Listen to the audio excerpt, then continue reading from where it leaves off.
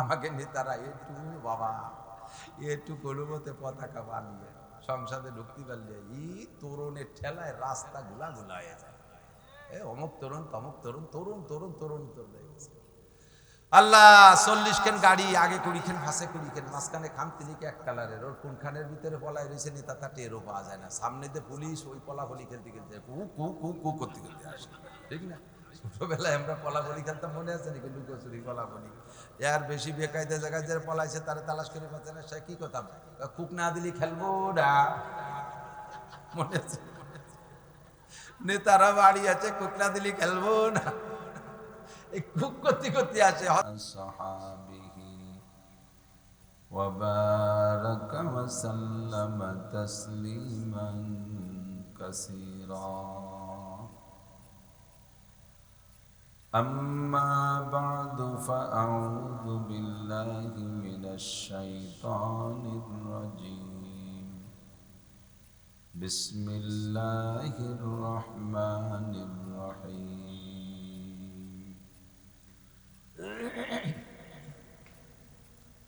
ولو أن أهل القرى آمنوا واتقوا لفتحنا عليهم بركات من السماء والأرض ولكن كذبوا فأخذناهم بما كانوا يكسبون. وقال محمد رسول الله صلى الله عليه وسلم: إذا كان أمراؤكم خياركم وأغنياؤكم سمحاءكم وأموركم شورى بينكم فظهر الأرض خير من بطنها. وإذا كان أمراؤكم شراركم وأغنياؤكم بخلاءكم وأموركم إلى نسائكم فبطن الأرض خير من زهرها. ثم قال الله تعالى: فليعبدوا رب هذا البيت الذي أطعمهم من جوع وآمنهم من خوف. صدق الله مولانا العظيم وصدق رسوله النبي الكريم. سبحانك لا علم لنا إلا ما علمتنا إنك أنت العليم الحكيم. رب اشرح لي صدري ويسر لي أمري واحلل عقدة من لساني يفقه قولي. رب زدني علما. اللهم أرنا الحق حقا وارزقنا اتباعه وأرنا الباطل باطلا وارزقنا اجتنابه. সকলে বলি আমিন। একটু দুরূদ শরীফ পড়ে নিই। আল্লাহুম্মা সাল্লি আলা মুহাম্মাদিন ওয়া আলা আলি মুহাম্মাদ কামা সাল্লাইতা আলা ইব্রাহিম ওয়া আলা আলি ইব্রাহিম ইন্নাকা হামিদুম মাজিদ। اللهم بارك على محمد وعلى آل محمد كما باركت على إبراهيم وعلى آل إبراهيم إنك حميد مجيد.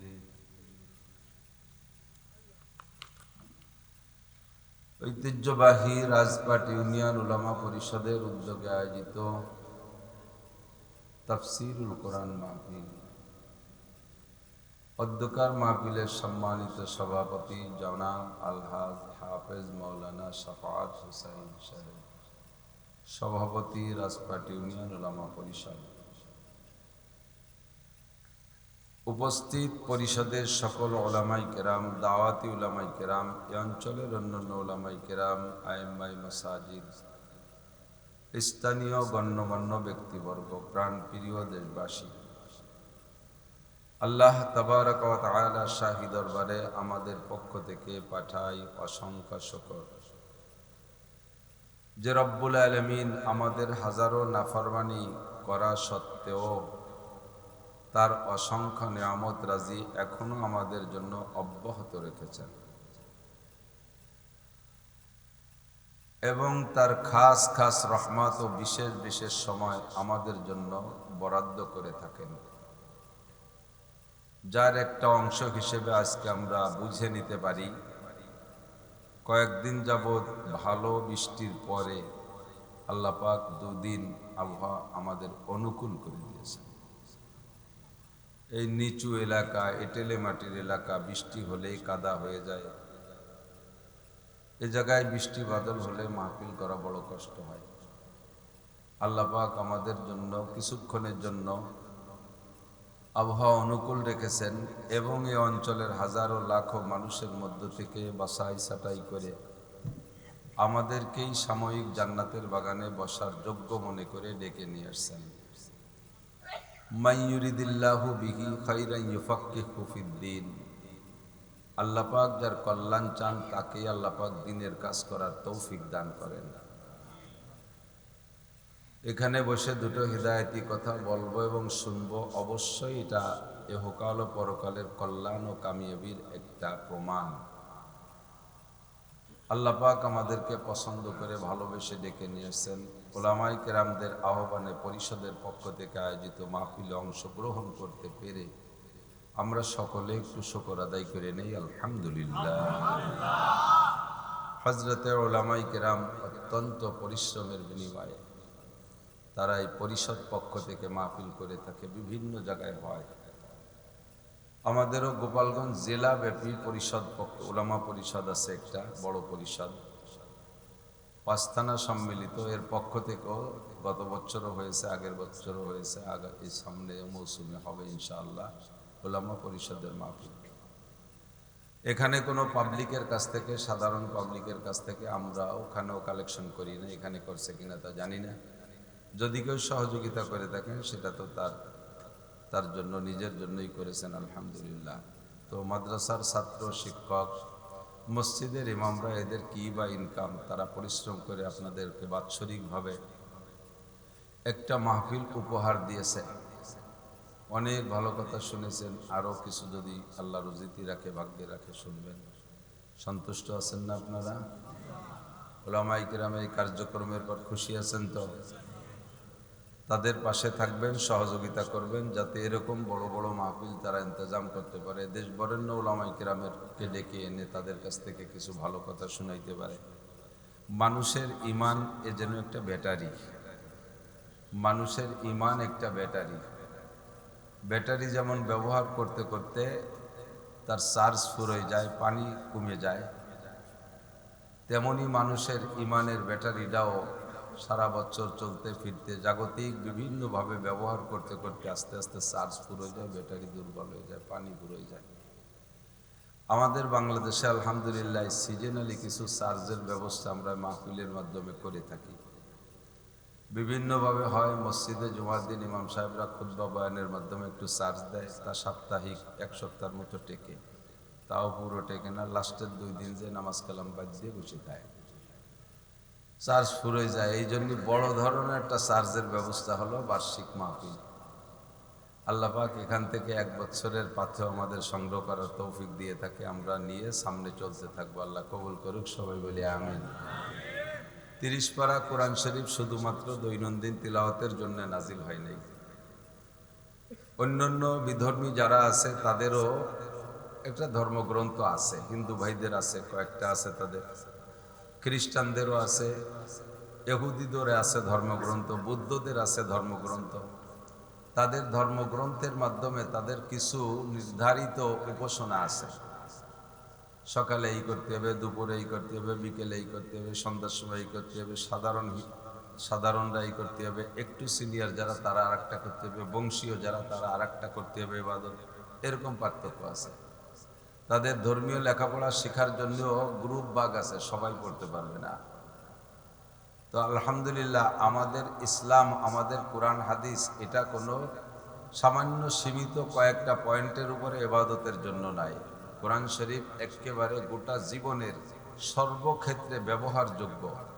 মানব জীবন 6 ভাগে বিভক্ত। 6টি জীবনের যে কোনো জীবনেরই যত জরুরি বিষয় আছে, সংবিধান আছে, সব দিয়ে আল্লাহ পাক কোরআনে কারীম নাজিল করেছেন।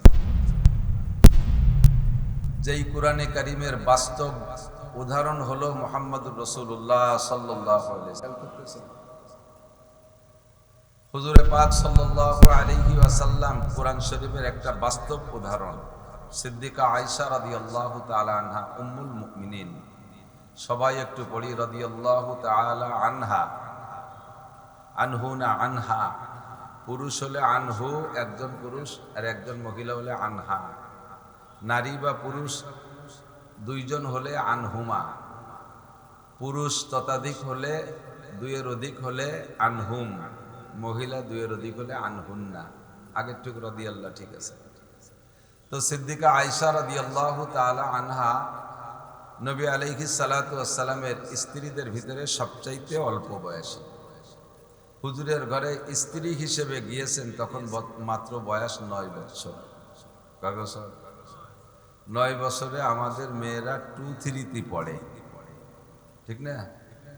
আর 9 বছরে আয়েশা পূর্ণাঙ্গ হুজুরের স্ত্রী হিসেবে ঘরে ঢুকে গেছে। তখন হুজুরের ঘরে আর কোনো স্ত্রীও নেই, খাদিজা মক্কায় থাকতে ইন্তেকাল করেছেন। আর হুজুরের সাথে বৈবাহিক জীবন যাপন করেছেন মাত্র 9 বছর। টোটাল 18 বছর বয়সে আয়েশার 18 বছর বয়সের সময় হুজুরের ইন্তেকাল হয়ে গেছে। যে বয়সে আয়েশা বিধবা হয়েছেন, বাংলাদেশের সংবিধানে সেই বয়স পর্যন্ত বিয়েরই অনুমতি নেই। 20তে বুড়ি নয়, 20-এর আগে বিয়ে নয়। সুবহানাল্লাহ। 20তে বুড়ি নয়, 20-এর আগে বিয়ে নয়। আল্লাহ। আর আয়েশা 9 বছর ঘর সংসার করে নবী পাকের সাথে 18 বছর বয়সে বিধবা হয়ে গেছে। আর এত জাহিন আর এত ব্রেনি মহিলা আল্লাহ তাআলা ইসলামকে ধরে রাখার জন্য যুগে যুগে এরকম মানুষ তৈরি করে রাখেন। ঘরোয়া মাসআলা যত আছে, মেয়েলি মাসআলা, সব মাসআলা সিদ্দিকা আয়েশা সংগ্রহ করেছিলেন। শুধু পারিবারিক না, সামাজিক রাজনৈতিক মাসালাও আয়েশা বিজ্ঞ যোগ্য আলেম ছিলেন। একবার হযরত ওমর রাদিয়াল্লাহু তাআলা আনহুর খিলাফত কালে, তখন তো দেশ অনেক বড় হয়ে গেছে। কত বড়? হযরত ওমর রাদিয়াল্লাহু তাআলা আনহুর খিলাফতের রাষ্ট্রের আয়তন ছিল 2,40,00,000 বর্গ মাইল। একটু বলেন না সুবহানাল্লাহ। সুবহানাল্লাহ বললে আপনারই লাভ। 2,40,00,000 বর্গ মাইল ওমরের দেশের আয়তন, প্রায় বাংলাদেশের সমান হবে না? অত বড় দেশের মানুষের বাথরুমগুলো এক জায়গা করলেও এই বাংলাদেশের চেয়ে বেশি জায়গা লাগে, ঠিক না? তো হযরত ওমর রাদিয়াল্লাহু তাআলা আনহুর রাষ্ট্রের আয়তন যখন বেড়ে গেছে, লোক বেড়ে গেছে, এই যত মধ্যপ্রাচ্যের যত দেশগুলো এখন, এগুলো সব একটা প্রদেশ ছিল। আর প্রাদেশিক গভর্নরও সাহাবায়ে কিরামদেরকে বানায় রেখেছিলেন। যখন দেশ বড় হয়ে গেছে তখন সংবিধান তৈরি করা প্রয়োজন হয়েছে। আমাদের মুসলিম সংবিধান হলো 2টা। কয়টা? 2টা কিতাব। আল্লাহ রাসূল বলেন, তারাকতু ফীকুম আমরাইন লান তাদিল্লু মা তামাসসাকতুম বিহিমা কিতাবাল্লাহি ওয়া সুন্নতি। তোমরা অতক্ষণ পর্যন্ত পথভ্রষ্ট হবে না যতক্ষণ পর্যন্ত আল্লাহর কোরআন আর আমার সুন্নাতকে আঁকড়ে ধরে রাখতে পারবে। সংবিধান কয়টা? 2টা, কোরআন আর হাদিস। একটু বলি, কোরআন আর। তো কোরআন এবং হাদিস দিয়ে সাহাবায়ে কেরাম চলছেন। যখন দেশ বড় হয়ে গেছে আর নতুন নতুন আবিষ্কারও শুরু হয়ে গেছে, তখন আবিষ্কারগুলো তো কোরআন হাদিসে নাই। যেমন ধরে নেন, এই ক্যামেরা কি রসুলের জমানায় ছিল? সাহাবায়ে কেরামদের জমানায় ছিল? মোবাইল ছিল? এগুলো তো একেবারে শেষ প্রান্তে এসে আবিষ্কার হয়েছে, কম্পিউটার এগুলো। তো ধীরে ধীরে সাহাবায়ে কেরামদের সামনের দিকে আগাচ্ছেন, আর এই নতুন নতুন আবিষ্কার আর নতুন নতুন ঝামেলা আসতেছে, সেগুলো সব কোরআন শরীফের মধ্যে নাই, হাদিসের মধ্যে নাই। এখন তার সমাধান করবে কি দিয়ে? কাজেই সাহাবায়ে কেরামদের 3 নম্বর দলিল হলো মুসলমানদের ইজমায়ে সাহাবা, সাহাবায়ে কেরামদের ঐক্যমত। সাহাবায়ে কেরামদের ঐক্যমতে যেটা সিদ্ধান্ত হবে, এটাও মানা ফরজ, আল্লাহর অর্ডার, হুজুরে পাক সাল্লাল্লাহু আলাইহি ওয়াসাল্লামের অর্ডার। তখন হযরত ওমর রাদিয়াল্লাহু তাআলা আনহু সংবিধান তৈরি করার জন্য, যেমন আমাদের বর্তমানে সংবিধান নিয়ে ভারী ঝামেলা চলতেছে না, ৭২-এর সংবিধান চলবে না, ৭১-এরটা চলবে না, তার আগেরটা চলবে না, তার পরেরটা চলবে না, ফিরে আবার ইন্ডিয়ারটা বানাইতে যাবে, কদিন পর আর এক দল আসবে, তারা কয় যে ওটাও চলবে না। খালি সংবিধান পাল্টাতে পাল্টাতে হায়াত শেষ, বাংলাদেশের 12টা বাজে 13টা হয়ে যাবে। তো কোরআন শরীফ আর হাদিস এমন সংবিধান, মুসলিম সংবিধান, সেই ১৫০০ বছর আগেও যেমন চলতো এখনো সেরকম চলে। চলে কি চলে না? কোরআন শরীফের সংবিধান সেই কালে সেই মূর্খদের মধ্যে নাজিল হয়েছে, যে সময় বলা চলে যে প্রযুক্তির কিছুই ছিল না, সে সময়ও কোরআনের আদর্শ যেমন গ্রহণযোগ্যতা রাখতো, এখনো হুবহু একই রকম রাখে। সে সময়ও তিলাওয়াত যেমন লাগতো, এখনো তিলাওয়াত এরকম লাগে। লাগে কি লাগে না? কোরআন শরীফের কোনো একটা আয়াতকে কি পাল্টানোর প্রয়োজন বলে মনে হয় নাকি? যে এটা জামানায় চলে না, এটা আর কিছুদিন আগে ছিল, আমি বাদ ও জায়গায় আর একটা আয়াত জয় দাও, এরকম কোনো কায়দা আছে না? নাই। তো হযরত ওমর রাদিয়াল্লাহু তাআলা আনহু সাহাবায়ে কেরামদেরকে নিয়ে সংবিধান তৈরি করার জন্য বসছেন। কোরআনকে আগে রাখবেন, যদি কোরআনে থাকে তাহলে সেটা, যদি কোরআনে না পাওয়া যায় হাদিসে খুঁজতে হবে, যদি হাদিসে না পাওয়া যায়, কোরআন হাদিস দুই জায়গা না পাওয়া গেলে এরপরে সাহাবায়ে কেরামদের ঐক্যমত।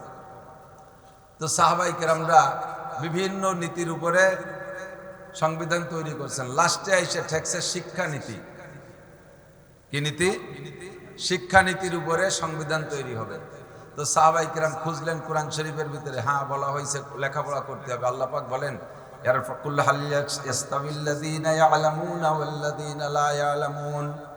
জাননেওয়ালা আর না জাননেওয়ালা, শিক্ষিত আর মূর্খ কখনো এক সমান হইতে পারে? কাদের দাম বেশি? শিক্ষিত লোকের দাম বেশি। আপনি বলেন আর না বলেন, আল্লাহ বলেন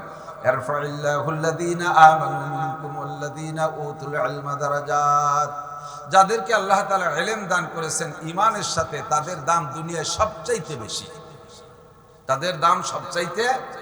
আপনি আমি স্বীকার করি না করি, আল্লাহর কাছে দাম হলেই তো হলো। হ্যাঁ, আল্লাহ পাক রব্বুল আলামিন বলেন, দুনিয়ার কেউ যদি কেউ একজনকে সম্মান দেয় না, কিন্তু লোকটাকে আমার কাছে খুব ভালো লাগে, সেটা কে? ইন্না আকরামাকুম ইনদাল্লাহি আতকাকুম। তোমাদের মধ্যে সবচাইতে সম্মানী কে?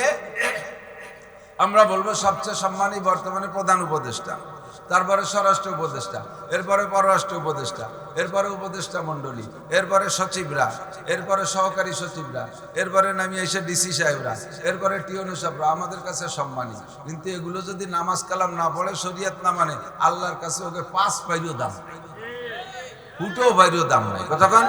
ওগুলো যদি ইমান না থাকে, ওদের ফুটো বাইরেও দাম নাই। ফুটো পাইছেন মুরব্বীর আছে না, আগের আমলে ফুটো ভাই এক ভাই ছিল না, ফুটো হয়েছে, যে ফুটো ভাইয়ের যে দাম তাও আল্লাহর কাছে নেই। কিন্তু এই সমাজে একটা লোক, চরম পরিত লোক, তারে কেউ কোনো জায়গা ডাকে না। সমাজের যদি 99 জন ডাক পায় আর একজন বাদ যায়, তাহলে ওই বাদ যাওয়ার মধ্যে ওই লোকটা গরিব মানুষ, ফকির, ভিক্ষা করে, কোনো জায়গা ডাক পায় না। বরযাত্রী পাইকারি দরে চলে যায়, তবু ওরে থুয়ে যায়। এমন একটা পরিত্যক্ত লোক। এই লোকটা পাক্কা ইমানদার, 4 পয়সা হারাম, 1 পয়সা হারাম খায় না, বুঝে শুনে সগীরা কবিরা গুনাহ করে না, 5 ওয়াক্ত নিয়মিত নামাজ পড়ে, শেষ রাত্রে উঠে তাহাজ্জুদ পড়ে, ফজর বাদ 2.5 ঘন্টা দাওয়াতের মেহনত করে, আধা ঘন্টা তেলাওয়াত করে, 1 পয়সা হারাম ভক্ষণ করে না, কাউকে একটা গালিগালাজ করে না, আল্লাহকে 24 ঘন্টা ভয় করে চলে। আল্লাহ পাক বলেন, সারা পৃথিবীর উপদেষ্টা, সারা পৃথিবীর সচিব, সারা পৃথিবীর প্রফেসর, কি বলা হয়, প্রেসিডেন্ট, প্রধানমন্ত্রী, সারা বিশ্বের সমস্ত বেঈমান বড় বড় অফিসারকে এক পাল্লায় রাখবা, আর এই যে ফকির মানুষটারে আর এক পাল্লায় রাখবা, এর ওজন হয়ে যাবে আকাশ পাতালের পার্থক্য। সবার চাইতে এই লোকটার দাম বেশি। ইন্না আক্রামাকুম ইনদাল্লাহি আতকাকুম, তোমাদের মধ্যে সবচেয়ে দামি যার ভিতরে আল্লাহর ভয় যত বেশি। ঠিক কি না? আল্লাহু আকবার। হযরত ওমর ইবনে খাত্তাব রাদিয়াল্লাহু তাআলা আনহু সাহাবায়ে কিরামদের সাথে তো তুলনা চলে না কারো। তাদের ভিতরে তাকওয়া আর খোদাভীতির কোনো অভাব ছিল? শিক্ষা নীতি নিয়ে আলোচনা করতে যাইয়া কোরআনে খুঁজে পাই নাই। কোরআনের ভিতরে বলা হয়েছে শিক্ষা বড় দামি জিনিস, যারা শিক্ষিত তারা দামি, কিন্তু কতটুকু করতে হবে তা বলা হয় না। হাদিসের ভিতরে আসছে, হুজুর বলেন অনেক শিক্ষার কথা আসছে। হুজুর বলেন খায়রুকুম মান তাআল্লামাল কুরআনা ওয়া আল্লামা, তোমাদের মধ্যে সবচাইতে দামি ওই ব্যক্তি যে কোরআন পড়ে আর কোরআন পড়ায়, কোরআন শিক্ষা দেয় আর কোরআন শিক্ষা নেয়। এই লোকটা সবচেয়ে দামি। বলেন এই লোকটা, কথা কয় না, এই লোকটা। আমরা অবশ্যই জায়গা বলতে যাই অনেক এড্ডাবেড্ডারি বেলায়। হাদিসে কয় সবচেয়ে দামি যে কোরআন পড়ে আর যে কোরআন পড়ায়, কিন্তু আমরা বলি সবচেয়ে দামি যে কোরআন পড়ে আর কোরআন পড়ায় তার চেয়ে দামি ডিসি। সবচেয়ে ভালো যে কোরআন পড়ে আর কোরআন পড়ায় তার চেয়ে ভালো এসপি। দুনিয়ার কে কতটুক ভালো বিভিন্ন সময় যাচাই বাছাই হয়, সময় সময় ধরা পড়ে যায়, বলা তো মুশকিল, বললাম না। আল্লাহ পাক রব্বুল আলামিন নবী পাক বলেছেন সবচাইতে ভালো সবচেয়ে দামি ওই ব্যক্তি যে কোরআন পড়ে আর কোরআন। আপনি মাস্টার কোরআন পড়েন, দামি হয়ে যান, এটা হুজুর বলে নাই। সবচেয়ে ভালো ওই হাফেজ, সবচেয়ে ভালো ওই মৌলানা, সবচেয়ে ভালো মৌলানা নাসির, সবচেয়ে ভালো শামসুল হক ফরিদপুর, আল্লাহ নাম বলে নাই। এনিম্যান এভরিবডি, প্রত্যেকটা মানুষ। আপনি স্টুডেন্ট, কলেজের ছাত্র, কোরআন পড়েন, আপনিও দামি হয়ে যাবেন। আপনি ডাক্তার ইঞ্জিনিয়ার যা হন তাতে কোনো বাধা নাই, আপনি কোরআনটা পড়ে দামি হয়ে যান। এবার নবী পাক সাল্লাল্লাহু আলাইহি সাল্লাম বলেন তালাবুল ইলমি ফরিদাতুন আলা কুল্লি মুসলিমিন ওয়া মুসলিমাত, দ্বীনি ইলম শিক্ষা করা প্রত্যেকটা মুসলমান নর নারীর উপরে ফরজ। দ্বীনি ইলম শিক্ষা করা প্রত্যেকটা মুসলমান নর নারীর উপরে ফরজ। পরিমাণ কতটুকু? পুরুষরা শিখবে, বহুত বড় আলেম হবে, পুরুষরা বয়ান করবে, পুরুষরা ওয়াজ করবে, পুরুষরা ভাষণ দেবে, পুরুষরা গাড়ি চালাবে, পুরুষরা বিমান চালাবে, পুরুষরা ট্রাক চালাবে, পুরুষরা ইউনিয়ন চালাবে, পুরুষরা ওয়ার্ড চালাবে, পুরুষরা থানা চালাবে, পুরুষরা এমপি সিট চালাবে, পুরুষরা মন্ত্রণালয় চালাবে। সব বাহিরের বড় কাজ। পুরুষরা দেশ বিদেশ যাবে, দিনের দাওয়াতের জন্য ইংল্যান্ড যাবে, আমেরিকা যাবে, ফ্রান্স যাবে, ইটালি যাবে, অস্ট্রেলিয়া যাবে, জাপান যাবে, জার্মান যাবে, সারা পৃথিবী পুরুষরা ঘুরবে দাওয়াতের জন্য।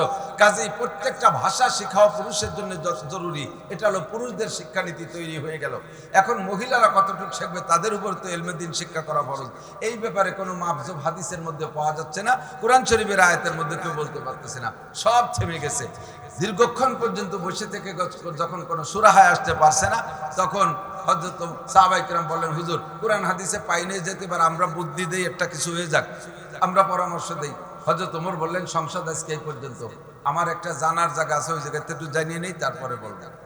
সংসদ ভেঙে দিয়ে উনার মেয়ে হাফসা রাদিয়াল্লাহু তাআলা আনহা নবী পাক সাল্লাল্লাহু আলাইহি ওয়াসাল্লামের স্ত্রী ছিলেন, হযরত সিদ্দিকা আয়েশার সতীন। তখন তো হুজুর নেই, হাফসাকে নিয়ে হযরত ওমর আয়েশার বাড়ি গেলেন। যে বলতেছেন ইয়া উম্মুল মুমিনিন মা ক্বালা রাসূলুল্লাহ সাল্লাল্লাহু আলাইহি ওয়াসাল্লাম ফি তালিমিন নিসা, মা আয়েশা তুমি কি বলতে পারো নবী আলাইহিস সালাম নারীদের শিক্ষা সংক্রান্ত কিছু বলেছেন? তোমার কোনো হাদিস জানা আছে? যেখানে হযরত ওমর রাদিয়াল্লাহু তাআলা আনহু নবী পাককে নবুয়তি জিন্দেগি পাইছে 23 বছর, রোল নাম্বার 40 নম্বর সাহাবাদের কাতারে ভর্তি, রোল নাম্বার 40 হযরত ওমরের।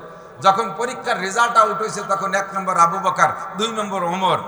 এত বড় জলিলুল কদর সাহাবা। হুজুর বলে লাউকানা বাদি নবিয়্যান লাকানা ওমর, আমার পরে লাউকানা বাদি নবিয়্যুন লাকানা ওমর, আমার পরে যদি আল্লাহ তাআলা কেউ নবী বানাইতেন আমার ওমরকে আল্লাহ নবী বানাইতেন। এত বড় এলেমের অধিকারী হযরত ওমরের দাবিতে আল্লাহ পাকের পক্ষ থেকে আগে আছে, যে সময় কোরআনের আয়াতটা নাজিল হবে এর অল্প আগে হযরত ওমরের ভিতরে ওই জাতীয় মাসালার চাহিদা প্রকাশ হয়েছে। হুজুর এইটা হলে ভালো হইতো না, বলতে বলতে আয়াত নাজিল হয়ে গেছে। এজন্য বলা হয় যে হযরত ওমরের দাবি অনুযায়ী আল্লাহ তাআলা 4টি পয়েন্টে 4 প্রকারের আয়াত নাজিল করেছেন। কত বড় ইলমের অধিকারী সেই ওমর যাই আয়েশার কাছে বলতেছে, মা নবী আলাইহিস সালাতু ওয়াস সালাম নারীদের শিক্ষা সংক্রান্ত কিছু বলেছে, তোমার জানা আছে? আমি তো জানি টেনি না। সিদ্দিকা আয়েশা বলেন ক্বালাত নাম, জি খলিফাতুল মুসলিমিন, আমার জানা আছে। ক্বালা রাসূলুল্লাহ সাল্লাল্লাহু আলাইহি ওয়াসাল্লাম আল্লিমুহুন্না সূরাতান নূর ওয়া লা তুআল্লিমুহুন্নাল কিতাবাতা। আমি নবী পাকের কাছ থেকে শুনেছি আল্লিমুহুন্না সূরাতান নূর, নারীদেরকে সূরা নূর শিক্ষা দাও। সূরা নূরের ভিতরে পর্দার আয়াত আছে, সূরা নূরের ভিতরে নারীদের যত আমল সেগুলো বেশি বেশি আলোচনা আছে। সূরা নূর শিক্ষা দাও তথা কোরআন শিক্ষা দাও, নারীদের তিলাওয়াত শুদ্ধ করে শিক্ষা দাও, নারীদের কোরআনের তরজমা পড়াইয়া দাও, তারা কোরআন থেকে মাসালা যাতে নিজেরা বুঝে বের করে আমল করতে পারে। এই জন্য নারীদের কোরআন পড়াও, বিশেষ করে সূরা নূরের শিক্ষা দাও। তবে একটা জিনিস খেয়াল রাখবা, ওয়ালা তুআল্লিমুহুন্নাল কিতাবাতা, নারীদেরকে লেখা শিখাবা না। কলেজ মাঠে বৈশা এ কথা বললে সম্পূর্ণ বিরোধ হইয়া যায়। সারা দুনিয়া ব্যাপী পুরুষের চাইতে নারীদের সংখ্যাও বেশি, নারীরা পড়তেছেও বেশি। এবং স্কুল কলেজে দেখা যায় মেয়েদের রেজাল্টও ছেলেদের চাইতে ভালো।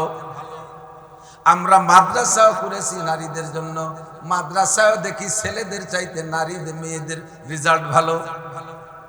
মেয়েদের জবান ভালো, পরিষ্কার, কণ্ঠ চিকুন, মাত্র 1-1.5 বছরে হাফেজ হয়ে যায়। ছেলেদের 3-4-5 বছর লাগে। ছেলেরা দাড়ি দুড়ি গজায় যায়, বিটা হয়ে যায়, তবু হাফেজের কুল কিনারা ধরতে পারে না। মেয়েরা 1-1.5 বছরে হাফেজ হয়ে যায়। হাতের লেখা চমৎকার। এই যুগে আয়াতের হাদিসের সাথে বিরোধ সৃষ্টি হয়ে গেল। নবী পাক বলেন, ওয়ালা তুআল্লিমুহুন্নাল কিতাবাতা, নারীদেরকে লেখা শিখাবা না। বুঝে উঠতে পারলাম না ঘটনা কি। বিশ্বনবী মুহাম্মদুর রাসূলুল্লাহ যাহা বলেছেন তার ভিতরে অবশ্যই হিকমত নিহিত আছে। কথা বলেন ঠিক কি ঠিক না? আমার আপনার বুঝে না আসলেও তার ভিতরে কল্যাণী আছে। কেন বলেছেন নবী? হুজুর বলেন, কিয়ামতের আগে তাকসুরুন নিসা তাকিল্লুর রিজাল। কিয়ামতের খেয়াল করতেছেন? হুজুর বলেন, কিয়ামতের আগে তাকসুরুন নিসা তাকিল্লুর রিজাল, নারীদের সংখ্যা বেশি হয়ে যাবে, পুরুষের সংখ্যা অনেক কমে যাবে। পার্সেন্ট কেমন হবে? এক একজন পুরুষের জিম্মায় 50 জন করে নারী চলে আসবে, স্ত্রী হিসেবে না। পুরুষ এমন ভাবে নিধন হয়ে যাবে, পুরুষের প্রোডাকশনও কমে যাবে। দেখেন হাসপাতালগুলো যে দেখেন, যেখানে সিজারে বাচ্চা বের হয়, এক সিজারের হাসপাতালের মালিক আমারে বলতেছে, হুজুর কয়েকদিনের ভিতরে আমার ক্লিনিকে 30টা বাচ্চা ডেলিভারি হয়েছে, তার ভিতরে 27টে মাইয়া আর 3টে মাত্র ছেলে। নারীদের প্রোডাকশন, মেয়েদের প্রোডাকশনও বেশি হবে। আবার বিভিন্নভাবে যুদ্ধ বিগ্রহের ভিতরে যায় পুরুষ নিধন হয়ে যাবে। অবশেষে যাইয়া পুরুষের সংখ্যা হবে 2% আর নারীদের সংখ্যা হবে 98%। অর্থাৎ এক একজন পুরুষের জিম্মায় 50 জন করে মহিলা হবে। এবার মহিলারা যখন লেখাপড়া শিখে উচ্চ শিক্ষায় শিক্ষিত হয়ে যাবে, সংখ্যাগরিষ্ঠর দিক থেকে তারা চাকরি দখল করবে বেশি, তাদের যোগ্যতা বলে চাকরি নেবে বেশি। চাকরি সব ভ্যাকান্সিগুলো নারীরা দখল করবে। পুরুষরা সেই সময় টিকতে পারবে না। মেম্বার হবে মহিলা, চেয়ারম্যান হবে মহিলা, উপজেলায় চলে যাবে মহিলা, এমপি হবে মহিলা, মন্ত্রী হবে মহিলা, টিওনো হবে মহিলা, ডিসি হবে মহিলা, এসপি হবে মহিলা, সেনাবাহিনীতে থাকবে মহিলা, পুলিশ ডিপার্টমেন্টে মহিলা, সব জায়গায় মহিলা হয়ে যাবে। হাজার হাজার পুরুষ তখন তারা এই সংখ্যালঘুত্বের কারণে ভোটের অভাবে তারা দুর্বল হয়ে পিছিয়ে পড়ে থাকবে। যুবকরা বিয়ে করতে পারবে না, কারণ চাকরি পাবে না, তারা চাকরি দখল করবে ওই জায়গার মহিলারা। মুরব্বীরা একটু সাক্ষী দেন, একটু বিরক্ত লাগতে পারে আপনাদের, তবে বাস্তবটা কয়ে ছুঁয়ে যাই। উচিত কথা কবরে মাসি, তাই আর একবার রাজপাট আসি আর না আসি।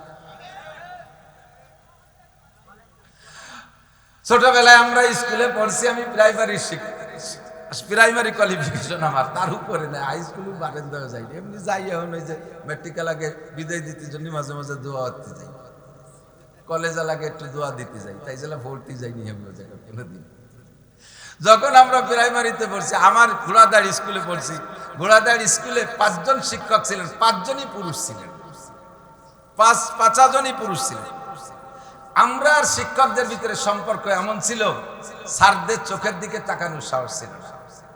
বিশেষ করে সেকেন্ড স্যার নামে যিনি ছিলেন, রবিন বাবু, উনি ঢুকলে মনে হতো যেন 5 থেকে নিয়ে ক্লাস 1 পর্যন্ত সব ছাত্রছাত্রী সবাই শিখেছে ভয় খেয়ে। এমন একটা রোব আর গাম্ভীর্য নিয়ে সাররা থাকছে। এখন সেই স্কুলে আমার বাচ্চা কাচ্চারা পড়ে, 4 জন ম্যাডাম আর 1 জন পুরুষ। এই 4 ম্যাডামের বেলায় যদি একটা পুরুষ পড়ে, সে মাধ্য হয়ে যায় না, বিটিকে দাবটে, ওর কোনো আহরার ক্ষমতা থাকে। আর ম্যাডামকে যোগ্যতা কতটুক? আমরা ছোটবেলায় বাড়ি থেকে যদি অন্যায় করতাম, আমাদের গার্জিয়ানরা মাস্টারদের কাছে নালিশ করার ভয় দিত। উনমে চু চুকার কাতে হে বুলবুল के फूलों में अल्लाह मिया तू ही तू है तू ही तू तू ही तू है तू ही तू ফুলের মধ্যে বুলবুল পাখি মুখ দিয়া আল্লাহ মিয়ার জিকির করে ফুলের মধ্যে আল্লাহ তুমি মধুর মধ্যে আল্লাহ তুমি ফলের মধ্যে আল্লাহ তুমি সব জায়গা মিষ্টির মধ্যে আল্লাহ তুমি ফুলের ভিতরে মুখ দিয়ে ডাকে রাতভর বুতুল পাখি কুক কুক করে আল্লাহর জিকির করে আর তুমি মনে করো যে অসুখ অসুখ ওকে কুক মানে আল্লাহ আর তুমি শুনো অসুখ এই বিশ্বাস করে উনি দেখছি আপনি যাই করেন ওরকম তো হয় দেখি সে কথা হাদিসে কুরসির মধ্যে আল্লাহ কয় আনা ইনদা জন্নে আবদি বান্দা আমার সম্পর্কে যেমন ধারণা করে আমি বান্দার সাথে সেরকম আচরণ করি তুমি যদি মনে করো যে কুক পাখি ডাকলে আগা বাধা হবে তাহলেই হবে আর যদি মনে করে সে তার জিকির করে তো করে বাড়ির মধ্যে কাউটা উড়িয়ে গেছে ডাকতে ডাকতে কি যেন দুঃসংবাদ দিয়ে গেল তা কাউটা বাড়ির মধ্যে ডাকছে কি কইয়া কা কা করে তার কি কাকা ছাড়া আর কিছু আছে সে কি কোরআন শরীফ ভর্তি করতে যাবে তোরা কাকা বেটা তালিম বেও পারিস তারে কোরআন শরীফ ভর্তি কর সে ডাকলি যদি তোকে গজব হয় তা হোক গজব বুঝতে হবে কাক তার ডাক ডাকে সে আল্লাহর জিকির করে কথাখান ঠিক না আমরা সেগুলোকে কোনো ক্রিয়াশীল মনে করব না লা আদওয়া ওয়ালা তিয়ারাতা ওয়ালা হামাতা ফিল ইসলাম বিশ্বাস করি নাই নবী পাক উসুল বলে দেছে তুমি ওর মধ্যে গবেষণা করে ঢুকে দেখো কি আছে না আছে আমার নবী বলছেন এক এদিক খেয়াল করেন আমার নবী বলছেন তোমরা কি করো পাগড়ি পরো আলাইকুম বিল আমায়েম পাগড়ি পরো তোমরা পাগড়ি পরো নবী কি বলছেন পাগড়ি পরার কথা বলেন সুন্নাত পাগড়ি পরে না আলাইকুম বিল আমায়েম ফান্না সুন্নাতুল মালায়েকা পাগড়ি পরা ফেরেশতাদের সুন্নাত দাখালা রাসূলুল্লাহ সাল্লাল্লাহু আলাইহি ওয়াসাল্লাম মক্কাতে ইয়াউমুল ফাতহ ওয়া আলাইহি ইমামাতুন সাওদা মক্কা বিজয়ের দিন নবী যখন মক্কায় ঢোকেন সাহাবী বর্ণনা করেন আমার নবীর মাথায় ছিল কালো রঙের পাগড়ি হুজুর কালো পাগড়ি পরতেন আবার কখনো সাদা পাগড়ি পরতেন আবার কখনো সবুজ পাগড়ি পরতেন বদরের যুদ্ধে মুসলমানদের পক্ষে সাহায্য করার জন্য কমসে তো আলাফি মিনাল মালায়েকাতি মুসাফফিমিন 5000 ফেরেশতা পাঠিয়েছেন বলেন সুবহানাল্লাহ আরে ভাই দাওয়াত দেই আইসে গেলে একটু না করতে বলি ভালো ঠেকতেছে না আপনারা হজে যাবেন হজে একটুখান যাবেন কারা কারা যাবেন অনেকে হাত উঠে ডাকাই বইছানে খালি গেলে হাত উঠে লাভ যাবেন না নিয়ত তো রাখতে পারেন আল্লাহ কবুল করুক করেন আমিন সবাই থাকতে যাবেন ওই 80-90 বছর বয়সে যাইয়ে ঠেলা গাড়িতে ঘুরিয়ে বেড়াবেন কিছু দেখতে পারবেন না মানে জবালে নূর পাহাড় যেটাকে গারে হেরা বলে খুব উঁচু একটা পাহাড় আমরা পাতলা মানুষ আমাদেরই প্রায় 45-50 মিনিট লেগে যায় উঠতে আর আপনি 80 বছরে যাইয়ে ওখানে যে খালি একটু উপর দিকটা নিচে ছাড়বেন সময় মতো আসতে পারলাম না উঠতে পারলাম হাই ফাই সাইডে গাইমিয়ে ডুবিয়ে চলে আসবেন আরো বহুত জায়গা আছে দেখার এবার যাই হজের পরে গেছিলাম আমরা তো যাইয়া একটা পাহাড়ের নাম হচ্ছে জাবালে দাক্কা সমতলের থেকে 10,000 ফিট উঁচু সমতলের থেকে 10,000 ফিট উঁচু এমনি মক্কা থেকে তায়েফ 6,000 ফিট উঁচু তায়েফের ভিতরে ওই পাহাড়টা আবার 4,000 ফিট উঁচু এর গাড়ি ঘুরে ঘুরে উপরে উঠা যায় আমি শেষ পর্যন্ত উঠছি উপরে নিচে গরম উপরে যাইয়ে ঠান্ডায় কালাই গেছি শীত হয়ে গেছে মেঘ গেসা পানি মানে বাতাস এসে গায়ে লাগে আল্লাহু আকবার তো হজে যাব না ইনশাআল্লাহ আল্লাহ তাআলা সবাইরে যার তৌফিক দান করে সবাইরে কবুল করে বলেন আমিন কি বলতে যে জন্য সরে যাই মাঝে মাঝে আল্লাহু আকবার তো নবী আলাইহিস সালাতু ওয়াস সালাম আমাদের জন্য সুন্নতের কি বলা হয় উসুল তৈরি করে দিয়ে গেছেন হুজুর বলেন উসুল দিয়ে গেছে তুমি কি করো আলাইকুম রাহমায় যাও মনে পড়ছে তো এবার গিয়েছিলাম বদরে সবাই যাবেন আমি দোয়া করি আল্লাহ যেন সবাইরে যার তৌফিক দেয় বদরে যাবেন ঈমান বেড়ে যাবে 14 জন সাহাবা বদরি জান্নাতি সাহাবা যারা শহীদ হয়েছে বদরে নির্ঘাত সন্দেহ নাই তারা জান্নাতি শুধু শহীদ না বদরের যুদ্ধে 313 জনের ভিতরে 14 জন শহীদ হয়েছে আর 299 জন ফিরে আসছে এই 299 জন এমন মর্যাদা সম্পন্ন মুজাহিদ আল্লাহ পাক রব্বুল আলামিন তাদের সম্পর্কে বলে গফির লাহু মা তাকাদ্দামা মিন যামবি ওয়া মা তাআক্কার তাদের আগেও পিছে সব গুনাহ আল্লাহ মাফ করে দিয়েছেন বদরের যুদ্ধ থেকে আসার পরে যদি ওই 299 জন আর এক ওয়াক্ত নামাজও না পড়তেন তবুও তাদের কোনো গুনাহ হতো না তারা বিনা হিসেবে জান্নাত এমন সম্মানিত হয়েছে 14 জনের নাম একটা অলের গায়ে লেখা আছে সেখানে দাঁড়িয়ে দোয়া করলাম মনে হয় যেন আমি যা বলতেছি সব ভুলে যাচ্ছে এমন লাগতেছে যেখানে হুজুর দাঁড়িয়েছিলেন যেখানে যে ঘরের ভিতরে হুজুর ছিলেন যে গুহার ভিতরে সব দেখে আসছে আলহামদুলিল্লাহ যাবেন ওর পাশে একটা পাহাড় আছে খমসে তো আলাফি মিনাল মালাইকা ওই পাহাড়টার নামই হলো জাবালে মালাইকা ফেরেশতা পাহাড় এটা সম্পূর্ণ বালি দিয়ে একটা পাথর নাই একটু মাটি নাই একেবারে সে যে কি বালি মানে স্বর্ণের মতো চিকচিক করতেছে একেবারে সোনার রং মনে হয় যেন ওই বালিরে রিফাইন করে শোনা হবে, এত চিকচিকে বালির পাহাড়, একটু বালি সরতেছে না, বিশাল পাহাড়, উপর পর্যন্ত মনে হয় হবে মানে 1000-1500 ফিট উঁচু হবে এই পাহাড়। এরপর 5000 ফেরেশতা আছে, আলাইহিম ইমামাতুল খাজরা, তাদের মাথায় ছিল সবুজ পাগড়ি, মাথায় ছিল সবুজ পাগড়ি। এই ফেরেশতারা এখান থেকে দল ধরে যায় বদরের থেকে খানিক দূরে, ওখানে নামিয়ে তারপরে দল দিয়ে তারপরে বদরের প্রান্তে যাইয়া মারছে, জোড়া মারামারি দিয়েছে, 70 ডরে ভালো শোয়া বেলা দিয়েছে। আল্লাহু আকবার। তো ফেরেশতারা পরতেন সবুজ পাগড়ি। আমাদের সরমুনার পিসাবের হুজুরের ভক্তবৃন্দরা সবুজ পাগড়ি পরে, ঠিক না? আবার মুফতি নুরুল আমিন সাহেব, তারপরে মিখলের উলামায়ে কিরাম, আরো উলামায়ে কিরামরা আছে, তারাও কালো কালো পাগড়ি পরে। আবার অনেকে আছে কালো সাদা পাগড়ি পরে। আফগানি মুজাহিদিনদের মাথায় কালো সাদা মিক্সার পাগড়ি। এই পাগড়ির কথা হুজুর বলছেন, পাগড়ি পরো। তা কয় যে হুজুর আপনার সুন্নতে দি এইটা মনমোহন সিংহ পরে, ভারতের শিখ পার্টি, ওরা কিন্তু পাগড়ি পরে। মনমোহন সিং এর মাথায় যে পাগড়ি, এই পাগড়ি ডেলি পরাই দেওয়ার জন্য যেই কর্মচারী, তারও বেতন বলে 2 লাখ টাকা, খালি পাগড়ি বাঁধিয়ে দেবে। যে সময় মনমোহন সিং প্রেসিডেন্ট ছিল, তাই তারাও তো পাগড়ি পরে। তাহলে তাদের পাগড়ি আর আমাদের পাগড়ি পার্থক্য হলো, তাদের পাগড়ির নিচে টুপি নাই, তোমরা পাগড়ির নিচে টুপি পরবা। যদি পাগড়ি নাও পারো, কমপক্ষে টুপিটা পরবা। এই টুপির ভিতরে নবী টুপি পরতে বলছেন। কিন্তু আমরা এটাকে অনেকেই অবজ্ঞা করি, খালি মাথায় নামাজ পড়ে, টুপি কি নামাজের কিছু নাকি, টুপি না বললি নামাজ হয় না, এই একটা না হলি ইডা না হলি হয় না, উডা না হলি হয় না, এই কয়ে আস্তে আস্তে সব বাদ দিয়ে শুরু হয়ে গেছে। কতক্ষণ পাঞ্জাবি না হলি নামাজ হয় না, গেঞ্জি ভরে নামাজ হয় না, প্যান্ট ভরে নামাজ হয় না, লুঙ্গি ছাড়া হবে না, ডিলে জামা ছাড়া হবে না, এটা হলি হয় না, ওনা হলি, এই কয়ে একটা বাদ দিচ্ছে। সব জায়গার সুন্নত গুলো এই আকাম করে বাদ দিচ্ছে। দোস্ত, এবার মেডিকেল সায়েন্সের বিজ্ঞানীরা ওর মধ্যে ডুবইয়া গুটে ঘেটে দেখে যে মুহাম্মদুর রাসূলুল্লাহ মহাবিজ্ঞানী, তার এই টুপির হুকুমের ভিতরে অনেক ফায়দা রয়েছে। যত মেডিকেল স্টুডেন্ট আছে, যত মেডিকেল প্রফেসর আছে, যাবেন মেডিকেল কলেজে যাবেন, হাসপাতালে যাবেন, সমস্ত নার্স, হাসপাতালের ডাক্তার এবং ওর ভিতরে যারা আছে, সকলের ডিউটি কালে, রুগী পরিদর্শন কালে বা রুগী চিকিৎসাকালে কমপক্ষে মাথায় ক্যাপ পরে। পারে কি পারে না? কেন পারে? মুহাম্মাদুর রাসূল, তোমাদের মুহাম্মদ বড় বিজ্ঞানী ছিল, মাথার চুলের ভিতরে জার্ম জীবাণু ঢুকে মানুষকে ওই রোগে আক্রান্ত করে ফেলতে পারে। এই জন্য টুপি দিয়ে মাথাটাকে ঘিরে রাখতে হয় যাতে চুলের মধ্যে দিয়ে না ঢোকে। তবে তোমাদের মুহাম্মদ এর ব্যাপারে তো সত্যি বিজ্ঞানী, কিন্তু মুহাম্মদ যদি আর একটু বাড়ায় দিয়ে যেত তাহলে সমস্যা হতো না। সেটা কি? তোমাকে টুপিতে বারেন্দা নাই, বারেন্দা না থাকার কারণে খরা লাগে, চোখ নষ্ট হয়ে যায়। এই হলো আমাকে কুবুদ্ধি দিয়ে শুরু হচ্ছে। তাহলে কি করা যায়? টুপি তোমাদের ভালো কাজ, ওর সাথে একটা বারেন্দা লাগাই। বারেন্দা হলে তার নাম হবে ইংরেজিতে ক্যাপ। বারেন্দা কি সামনে না পিছনে? সামনে। কথাটা কত যুক্তিসঙ্গত। একটা বারেন্দা সামনে থাকলে চোখে ছায়া পড়ে, কপালে খরা লাগে না, ভালো ঠায়। কি সুন্দর করে বুঝাইছে। উদ্দেশ্য তার ভিতরে আন্ডারগ্রাউন্ডে অন্য কিছু, সেইটি আপনারা বুঝতে দেয় নাই। এমন ভাবে হাইলাইট করছে তার বক্তব্যটারে, আপনারা সেই গোপন তথ্য বুঝতে দেয় নাই। সেটা হলো, বারেন্দাটা যদি সামনে লাগাও তাহলে তুমি ওই টুপি ভরে সিজদা দিতে পারবে না, আর বারেন্দালা টুপির কারণে শেষে নামাজি ছেড়ে দিবা। অপকৌশল ঢুকছে কোন জায়গায়? নবী পাক এজন্যই বলেন, মান তামাসসাকা বিসুন্নতি ইনদা ফাসাদে উম্মতি ফালাহু আজরু মিয়াতি শাহীদ।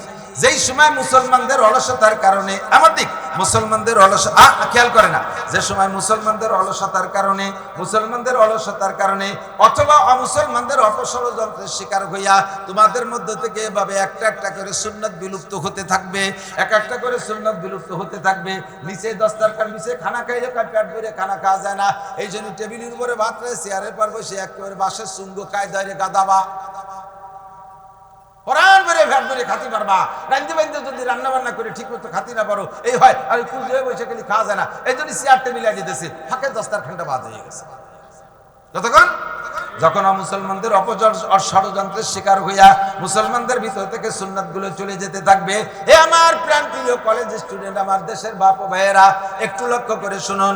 আল্লাহ নবী বলেন, ওই সময় যদি একটা সুন্নাতকে মহব্বত করে জিন্দা করার উদ্দেশ্যে আমল করো, তাহলে উহুদ আর বদরে যাইয়া যেই সকল সাহাবায়ে কেরাম শাহাদাত বরণ করেছে, তোমার বাংলাদেশি শহীদ না, তোমার বাংলাদেশি শহীদ না, আরে উহুদ বদর খন্দকে যে যারা শাহাদাত বরণ করেছে, এই রকম শহীদের 100 শহীদের যেই নেকি, একটা সুন্নাতের বিনিময়ে আপনাকে সমপরিমাণ নেকি দান করা হবে। বদরের শহীদরা কত দামি শহীদ, উহুদের শহীদরা কত দামি শহীদ। উহুদের শহীদদের ভিতরে একজনের নাম সাইয়্যিদুশ শুহাদা হামজা রাদিয়াল্লাহু তাআলা আনহু, নবী পাকের প্রিয় চাচা। 80 উপরে 3 তরবারির আঘাত খেয়ে শাহাদাত বরণ করেছে। চেহারাটা চেনা যাচ্ছিল না। আর একজন শহীদ যুবক, আমার যুবক, আর একজন শহীদ যুবক শহীদ সবে মাত্র বিবাহ করেছে, নতুন স্ত্রী নিয়ে মাত্র 2-1 রাত বাসর করেছে। এর মধ্যে ডাক আসছে, চলে গেছে নবী পাকের সাথে জিহাদে। জিহাদে যে শাহাদাত বরণ করেছে, অথচ তার গোসল, ফরজ গোসল পর্যন্ত বাকি ছিল। আল্লাহু আকবার। এই ফরজ গোসল করানোর জন্য ফেরেশতারা তাকে শহীদদের কাতার থেকে আকাশে উঠাই নিয়া জান্নাতের পানিতে গোসল করাইয়া ফরজ গোসল আদায় করে তারপরে জমিনে রেখে দিয়েছেন। এর নাম হলো গসিলুল মালাইকা হামজা রাদিয়াল্লাহু তাআলা আনহু। এই রকম শহীদের 100 শহীদের যেই সওয়াব, আমার বন্ধু যুবকরা, কলেজের ছাত্ররা, আমার বাপ ও ভাইয়েরা, একটা সুন্নতের পর আমল করলে সম পরিমাণ নেকি দেবে বলে নবী পাক ওয়াদা করেছে। সুন্নাত এখন মিটে যাওয়ার পথে, বিলুপ্ত হওয়ার পথে। সুন্নতের পর আমল করলে ক্রিটিসাইজ করে, কথা কয়টা? সুন্নতের পর আমল করলে ঠাট্টা করে, ক্রিটিসাইজ করে। আপনি গাছের থেকে একটা মেসাক ভাঙিয়ে মাটির মধ্যে সুন্নতি একটা মেসাক দিয়ে সকালবেলা মেসাক করবেন, আপনার সমসাথী বন্ধুরা বলবে পয়সা কয় ভরে নিয়ে যাবা, একটা বিরাস কেনার টাকা হয় না, যাও রাস্তার চৌরাস্তায় থাল পেতে বসকে পয়সা দিয়ে আমি বিরাস কিনে দেব। সুরা, তোর 1 কোটি টাকা দামের বিরাস আর 1 লাখ টাকা দামের পেস্ট ব্যবহার করলে আইকন্যে কি হবে না? আর এই গাছের ডাল ভেঙে বিরাস দিয়ে মেসাক দিয়ে এ পাশে থেকে ও পাশে একটা ডলা দিলে 100 শহীদের সওয়াব হবে। এই ঠাট্টা করে কি করে না? কথা কর। বড় লোক, আমাকে চেয়ারম্যান সাহেব দেলোয়ার ভাইজান, ওনার বাসায় যদি এখনই না থাকে, উনি বড় লোক না, তা কি আমি জানি না, আগে তো ধনী ছিল কি ছিল। এই বড় লোকের বাসায় যদি ডাইনিং টেবিল না থাকে, সেম সাইজের বড় লোক আর একজন যদি ওই বাসায় যায় ঠাট্টা করে, এতটা যে কি করবে, তা কি কবরে নিয়ে যেতে পারে, একটা ডাইনিং টেবিল বানাতে পারেন না? যদি না থাকে তাহলে আমাকে বাড়ি তাইলেও ঠিলি আছে, 3 ঠিলের পর থাল দেবেন আর 2 ঠিলের পর দিয়ে চেয়ার বানাই বসে দস্তারখান বিছে খানা খায়। আমরা সেদিনকে ডিসি সাহেবের দাওয়াতে গিয়েছিলাম, ডিসি সাহেবের বাসায় দাওয়াত দিয়েছিলেন, গোপালগঞ্জ, আমাদের বর্তমান রানিং ডিসি সাহেব দাওয়াত দিয়েছে। যে গেলাম, জজ সাহেব, দায়রা জজ, এসপি সাহেব, ডিসি সাহেব আর চিফ জুডিশিয়াল ম্যাজিস্ট্রেট, আর আমরা 10 জন হুজুর। আল্লাহ, রাত 10টা 10:30 পর্যন্ত গল্প। এরপরে আমাদের নিয়ে খাইতে বসছে। এসপি সাহেব, জজ সাহেব, উনরা তো আমার মনে হয় দস্তারখান এই খান সাহেবের কোনোদিনও চেনে না। ডিসি সাহেবের বাসায় প্রত্যেকের সামনে দস্তারখান দিয়ে ফ্লোরে খাইতে বসতে দিয়েছে। আজকে আমাকে হুজুরকে উপলক্ষে দস্তারখান তৈরি করে, এটা বোঝা যায়। বাজারের থেকে অয়েল কল, বাজার থেকে কি বলে ওই যে পলিথিন একটা কিনে এনে বিছাই দিলি বাড়ি, তা না, প্রত্যেকের জন্য পার্ট পার্ট আলাদা দস্তারখান। ঘরে আরো এরকম গাদি মারা রয়েছে। দোস্ত, এখন যদি আর একজন ডিসি এসে কয়, দোস্ত তুমি এত বড় বাগা জেলার ডিসি, তোমার বাড়ি ডাইনিং টেবিল নাই, এই ক্রিটিসাইজ করে, এই ক্রিটিসাইজ শোনা যাবে না। ক্রিটিসাইজ করে, ঠাট্টা করে, উপহাস করে সুন্নতগুলো আমাদের থেকে বিলুপ্ত করে দিয়েছে। কথা কন, সুন্নতের পর আমল করলে ঠাট্টা করে। কলেজের ছেলে যদি জামা জুব্বো পাগড়ি পরে, অন্য যারা আছে আসুসা পাউজো ভাষা মেরুন প্যান্ট পরে, তারা এটা হুজুর হয়ে গেছে, চোখ আক্কা বাক্কা খাইয়ে দাঁত বার হয়ে যায় ছিটকি, ঠিক না? হুজুর হয়ে গেছে। কোন মহিলা যদি শতভাগ পর্দা করে কলেজে পড়তে আসে, অন্য লেংটি মহিলা যারা আছে, দায়ুস মহিলা, তারা ঠাট্টা করে, মা ইহানে ভর্তি হয়েছে, মহিলা মাদ্রাসায় যাও, কয় কি কয় না? এই যে ঠাট্টার দিন আছে, সুন্নতের বার আমল করবেন কি করে? এই সময় সুন্নতের বার আমল করলে এরকম বস্তা ভরে নাকি পাওয়া যায়। ছেলেতে দাড়ি রাখছে, আব্বা তারে খেপায়, ছেলে দাড়ি রাখছে, বাপে তারে খেপায়, তোর দিয়ে আমার আব্বার মতো দেখা যাচ্ছে, বাপের মতো, মানে দাদার মতো। ছেলেতে দাঁড়িয়ে রাখছে, মা তারে খেপায়, তোর বাপ আইজ সাবালে করে না, তুই বুড়িয়ে গেলি, তোর বাপের দাড়ি জ্বালাই নিয়ে আইজ সাবালে গেলি, তুই বুড়িয়ে গেলি, আর কি দাড়ি রাখার কায়দা আছে? স্বামীতি দাঁড়িয়ে রাখছে, বউতি কয় যে তোমার আমার বর্ষা স্বামীতি দেখা যাচ্ছে, যে জায়গায় হাত দেবে সেই জায়গায়। প্রত্যেকটা সুন্নতের পর আমল করা কঠিন হয়ে গেছে। কথা ঠিক ঠিক না? সরে চলে গেছি বহুদূর। তো দোস্ত, নবী পাক উসুল বলে দিয়েছেন, নারীরা লেখা শিখবা না, কেন শিখবে না? তুমি বারা গবেষণা করে ঢুকে দেখো, এক শিখলে দেশে জেনা বাড়বে, ব্যভিচার বাড়বে, জারজ সন্তান বাড়বে, পুরুষদের বেকারত্ব বাড়বে, আর হারামজাদা বাড়বে। দেশটা জারির রাস্তায় ভরি যাবে একসময়। কারণ ছেলেরা শিক্ষা অর্জনের পরও চাকরি পাবে না, মায়েরা চাকরিজীবী হবে, আর বেকার ছেলের সাথে বিয়ে বসবে না। বিয়ে করে নাই আর বিয়ে বসে নাই বিদায় যে আভ্যন্তরীণ কর্মকাণ্ড থেকে থাকবে তা থাকবে না। তারা বিভিন্নভাবে অবৈধ পন্থা এগুলো করতে থাকবে, আর দেশে যারো সন্তান পয়দা ধীরে ধীরে বাড়তে তালে থাকবে। হুজুর এই নানান কিছু ভেবে চিনতে উসুল আর কি বলা হয় সূত্র তৈরি করে দিয়ে গেছে যে আলাই কি বলা হয়, আল্লিমুহুন্না সূরাতুন নূর ওয়ালা তুআল্লিমুহুন্নাল কিতাবাতা। মেয়েদেরকে সূরা নূর শিক্ষা দাও, তাদের পর্দা শিক্ষা দাও। মাইয়েকে চাকরি করে দুই মুছে খাইও না, মায়েরা থাক ঘরের ভিতরে, ছেলেরা চাকরি করুক। লক্ষ লক্ষ ছেলে বেকার ছানা বাঁধে মুখ মুছে ঘুরে বেড়াচ্ছে। এই খেজুর গাছ কাটা গাছিকে মতো ব্যাগ হয়েছে না আজকাল। খেজুর কাটার গাছিরা ওই যে স্যান্টান রুজনের যে ব্যাগটা, ওকে সামনে বাঁধে না পিছনে, পিছনে ঝুলাই না। আর এখনকার ব্যাগ হয়েছে স্কুল ব্যাগ পিছনে, খেজুর কাটা গাছিকে টুনি, এই ঠুঙ্গি ভাইরাস সার্টিফিকেট নিয়ে যত জায়গা আছে সব জায়গা ঘুরতে ঘুরতে ঘুরতে ঘুরতে চাকরির বয়স পার হয়ে গেছে, কোনো জায়গা চাকরি নেই। এখন চাকরির এজ ওভার, আর হবে না। সাদাকাল্লাহ, আর হবে না। এখন কি করতে হবে? পোল্ট্রির ফার্ম করতে, ছাগল পালতে, নানান কুবুদ্ধি দিয়া। ওদিকে মেয়েদের কোঠা, লম্বা কোঠা, এই কোঠা বরাদ্দ নিরসনের জন্য যুবকরা ছাত্ররা আন্দোলন করলো, কিন্তু সেই কোঠা যে কোন কোঠাইতে কোন কোঠায় গেছে তাই তো বুঝতে পারতেছি। কথা কন না কেন? সমন্বয় করে কি সমন্বয় হলো তাই তো বুঝতে পারতেছি। আগে একদল পাতে, এখন আর একদল পায়। আগে একদল বঞ্চিত, এখন আর একদল বঞ্চিত। সমন্বয় কি হলো? ইনসাফ কি করলে? বেইনসাফি করলে আসমান জমিন থেকে রহমত বরকত উঠে যাবে, আল্লাহর গজব আসমান জমিন থেকে বের হওয়া শুরু হয়ে যাবে। কথা কন ঠিক না? আমরা সকলে শান্তি চাই, সর্ব অবস্থায় কি চাই? জোর হলো না? অশান্তি চান একজন মানুষ আছেন? অশান্তি চান 4-5 জন আছেন। ও তালে তালে উঠে বেলাইছে। শান্তি চাই সবাই। কথা কন কি চাই? শান্তি চাই। অশান্তি চাবেন না, দরকার নাই। শান্তি চাইয়ে তাই বাঁচছি না, আর অশান্তি যদি চান তাহলে কেউ কোন জায়গা যে ঠেকবেন। কখনো অশান্তি চাবেন না, অশান্তির দোয়াও করবেন না। কেউ চাই না যে আমার স্ত্রী সকালবেলা ঘুমে উঠে জুতো দিয়ে দুটো বাড়ি দিক, এ চাইনি কি কেউ? আল্লাহ এতদিন ভালোই দেখছি, এখন চোখ দুটো কানা হয়ে যাক, কেউ চান? আল্লাহ ইরিদান লাগাইছে, পাইয়ে যাওয়ার পরে কাটার আগে যেন শিল পড়িয়ে সব শেষ হয়ে যায়, কেউ কয়? আল্লাহ 20 লাখ টাকা ইনভেস্ট করছি পোল্ট্রির ফার্মে, মুরগি জন্য সব আনতে রাখছে, মুরগি সাফ হয়ে যায়, কেউ কয়? কেউ অশান্তি চায় না। সুখে শান্তিতে স্বাবলম্বী, সচ্ছলতা, অর্থনৈতিক শান্তি, পারিবারিক শান্তি, সামাজিক শান্তি, ব্যক্তিগত শান্তি সকলে আমরা কামনা করি। আল্লাহ শিখাইতেছে তুমি দোয়া করো, রব্বানা, পড়বেন আমার সাথে, রব্বানা আতিনা ফিদ দুনিয়া হাসানা ওয়া ফিল আখিরাতি হাসানা ওয়া কিনা আযাবান নার। আতিনা ফি দারি দুনিয়া না হাসান, আতিনা ফি দারি উকবানা হাসান। আল্লাহ দুনিয়াও শান্তি দাও, আখিরাতেও শান্তি দাও, জাহান্নামের আগুন থেকে বাঁচাও। দুনিয়াও কান্তি চাই না, আখিরাতেও কান্তি চাই না। কথা বলুন ঠিক কি ঠিক না? দুনিয়াও খুশি খুশাল থাকতে চাই, আখিরাতেও শান্তিতে জান্নাতে যাইতে চাই। আতিনা ফি দারে দুনিয়া না হাসান, আতিনা ফি দারে উকবানা হাসান।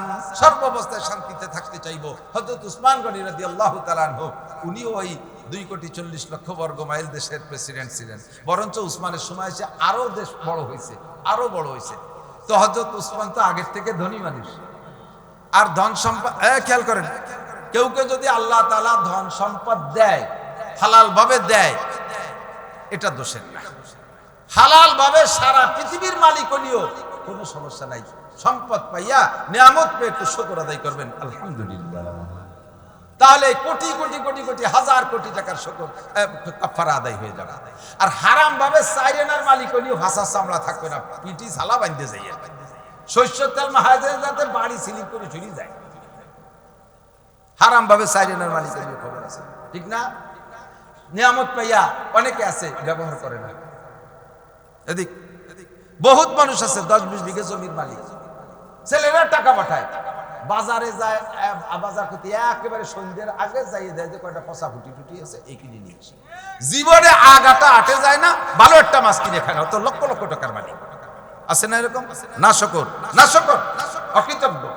একই আমি খাবো না, তা কার জন্য থিয়ে যাবে? শেখ সাদি রহমতুল্লাহ আলাইহি বলেন, নেকবাক তাকে খর্দ কেশ, বদবাক তাকে মর্দ হেশ। ভাগ্যবান সেই লোকটা যে লোকটা কামাই করে হালাল ভাবে পরাণ করে খেয়ে গেল আর আখেরাতের জন্য কিছু করে গেল। এই লোকটা ভাগ্যবান, এই লোকটা ভালো। আর বদবক তাকে মর্দহেস আর কপাল মুড়া সে জীবন ভরে গামছা মুড়াই দিয়ে কাঁচা দিয়ে কামাই করিয়ে গার রক্ত পানি করে ইনকাম করিয়ে সব থিয়ে চলে গেল, খাইয়েও গেল না পরাণ ভরে, আখেরাতের জন্য কিছু করে গেল না। দামি একটা লুঙ্গি ভরবে না, জীবন ভরে 250 টাকা দামের লুঙ্গি, 2 দোয়া দেওয়ার পরে তার মার মোড় কাটিয়ে যায়, নামাজে মসজিদে দাঁড়ালি করে সামনের মুসলে পিছন দিয়ে তাকালি ওনার আবুলাকে সব দেখা যায় এক্সিডেন্ট। কথা কন, অথচ সে 2000 টাকা দামের লুঙ্গি কিনে ভর্তি পারে, ভালো একটা মাছ খাবে না, ভালো একটা জামা পরবে না, ভালো একটা লুঙ্গি কিনে পরবে না, ভালো একটা শাল কিনে গায়ে দেবে না, ভালো একটা বেড বিছানা কিনে তার পাশে হবে না। সেই পুরো নিয়ে আদিকালে খেতা তার কোনার মধ্যে উড়োস আর সার পোকা রাতভর কামলা তিতালে থায়, একটা মশারি বানাবে না, মশারি বানাইছে তা বছরের মধ্যে ধোবে না, ছাগলের মুতির গন্ধ। ল্যাবের টাকা আয় দেশে সেই আদিকালিয়া শিমুলতুলার ল্যাব মেঘের মতো জায়গায় জায়গায় ফাঁকা হয়ে গেছে, জায়গায় জায়গায় শুয়া তার মধ্যে ডুব দিয়ে শুয়ে দেয়, নিঃশেষ বাইরে দেয় তলেতে নিঃশেষ উপরে উঠে যায়। তো টাকা দিয়ে কি করবা? টাকা দিয়ে কি করবা? পরাণ ভরে খাবেন, পরাণ ভরে খাবেন, তৌফিক হলে ভালো গাড়ি কিনবেন, মোটরসাইকেল কিনবেন, দামি গাড়ি কিনবেন। টাকা দিয়ে কি করবেন? আপনি ব্যবহার করে যাবেন না, থুয়ে চলে যাবেন। যারা যাকে জন্য রেখে চলে যাচ্ছেন মায়া করে, কয়েকদিন আপনি মরার পরে হয়তো বেশি 4 দিনের দিন মিলাদ একটা দ্বিতীয়বারে, আর আমরা তো মিলাদ খেয়ে ফেলাইছি করে এখন মিলাদ তো কপালে তো উঠে গেছে, তাও পাবেন না। শেষ হয়ে যাইয়া সাই বৃষ্টি আইসে কামলা কামড়ি করবে আর আপনার কবরের উপরে বাড়িতে দেবে, আপনার নামে কিচ্ছু দেবে না। নেকবক তাকে খুঁজতে, ঠিক আছে? তো আমি কি বুঝতে পারছি? আমি মিথ্যে কথা কইছি নাকি? মিথ্যে কথা কইছি? খুঁজে দেখেন এই প্রমাণ আছে না নাই? এরকম ছোট ছোট মানুষ আছে না, কিচ্ছু খাই না, আস্তাগফিরুল্লাহ, পরাণ ভরে খাবেন। আমার যখন ছিল না তখন খাই নেই, তখন করি নেই, পারি নেই, ছাত্র বয়সে অত্যন্ত করি। চেয়ারম্যান জানে, চেয়ারম্যানের বনাই বাড়ি ফুকলো মান্নু চেয়ারম্যান, আমি শেষ মাস চেয়ারম্যানের বাড়ি লজিং থাকি। বহুদিন আমি এরকম গেছে যে সাবানের অভাবে কাপড়টা ধুয়ে মসজিদে যায়, একটা জামা, অনলি একটা জামা, একটা লুঙ্গি ভালো আর একটা লুঙ্গি ছেঁড়া, একখান গামছা, একটা গেঞ্জি, এই পরে লেখাপড়া করছে, ক্লাসে ফার্স্ট ছিলাম। অভাবের কারণে পড়ালেখা নষ্ট করে গেল, প্রচন্ড অভাব অতিক্রম করে আসছে।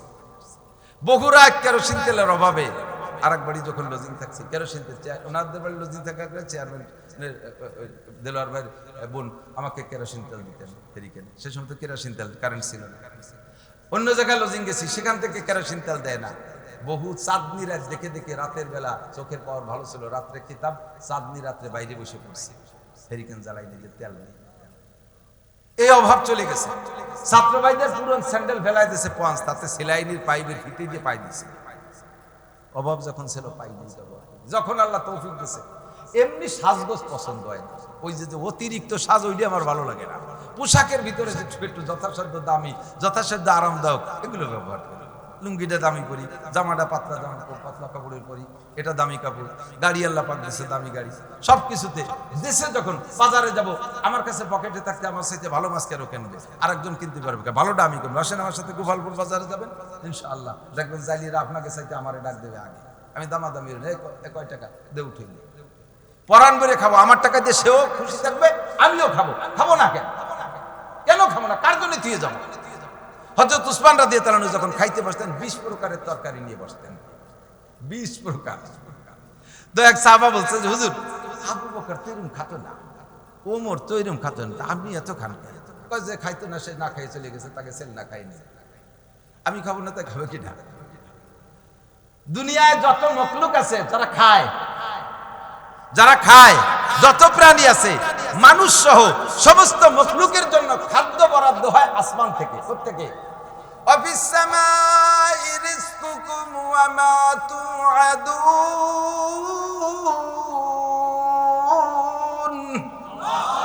আসমান থেকে তোমাদের জন্য রুজি আসে। প্রত্যেকে ওসিলা কিডা কার নামে বরাদ্দ হয়? সমস্ত মুমিনরা, ইমানদাররা, ইমানদারের নামে বরাদ্দ হয়। ইমানদারের নামে, আপনাদের নামে বরাদ্দ। খাইয়ে যায় ডোনাল্ড ট্রাম্প, খাইয়ে যায় নেতানিয়াহু, খাইয়ে যায় নরেন্দ্র মোদী, খাইয়ে যায় ওয়াং সান সুচি, খাইয়ে যায় চাইনালারা, খাইয়ে যায় হিন্দু বুদ্ধ খ্রিস্টানরা। বরাদ্দ আমাদের নামে, আমরা খাবো না, আমাদের নামে বরাদ্দ ওরা খাবে, এটা হতেই পারে না। কথা বলেন ঠিক না? আমি বরান করে খাই, তাকে খাবে না, তাকে যা খুশি করি। 500 বরযাত্রী যান, 500 বিয়েতে বরযাত্রী যান, 500 লোকের জন্য যে খানা অ্যারেঞ্জ হয়েছে, এটা ওসিলা কেডা? বর। ওসিলা কেডা? আমাকে ওই জায়গার এক বিয়েতে সবাই বরযাত্রীরা সাইজে গুজে রেডি হয়েছে, বর কাশি বগলের ডাঙ্গায় যায়। একজন তোর বিয়েতে আমরা যত যাবি রে, কারণ আমার হলো পাট কাটতে হবে, মাঝে বাইরে নিয়ে যাও।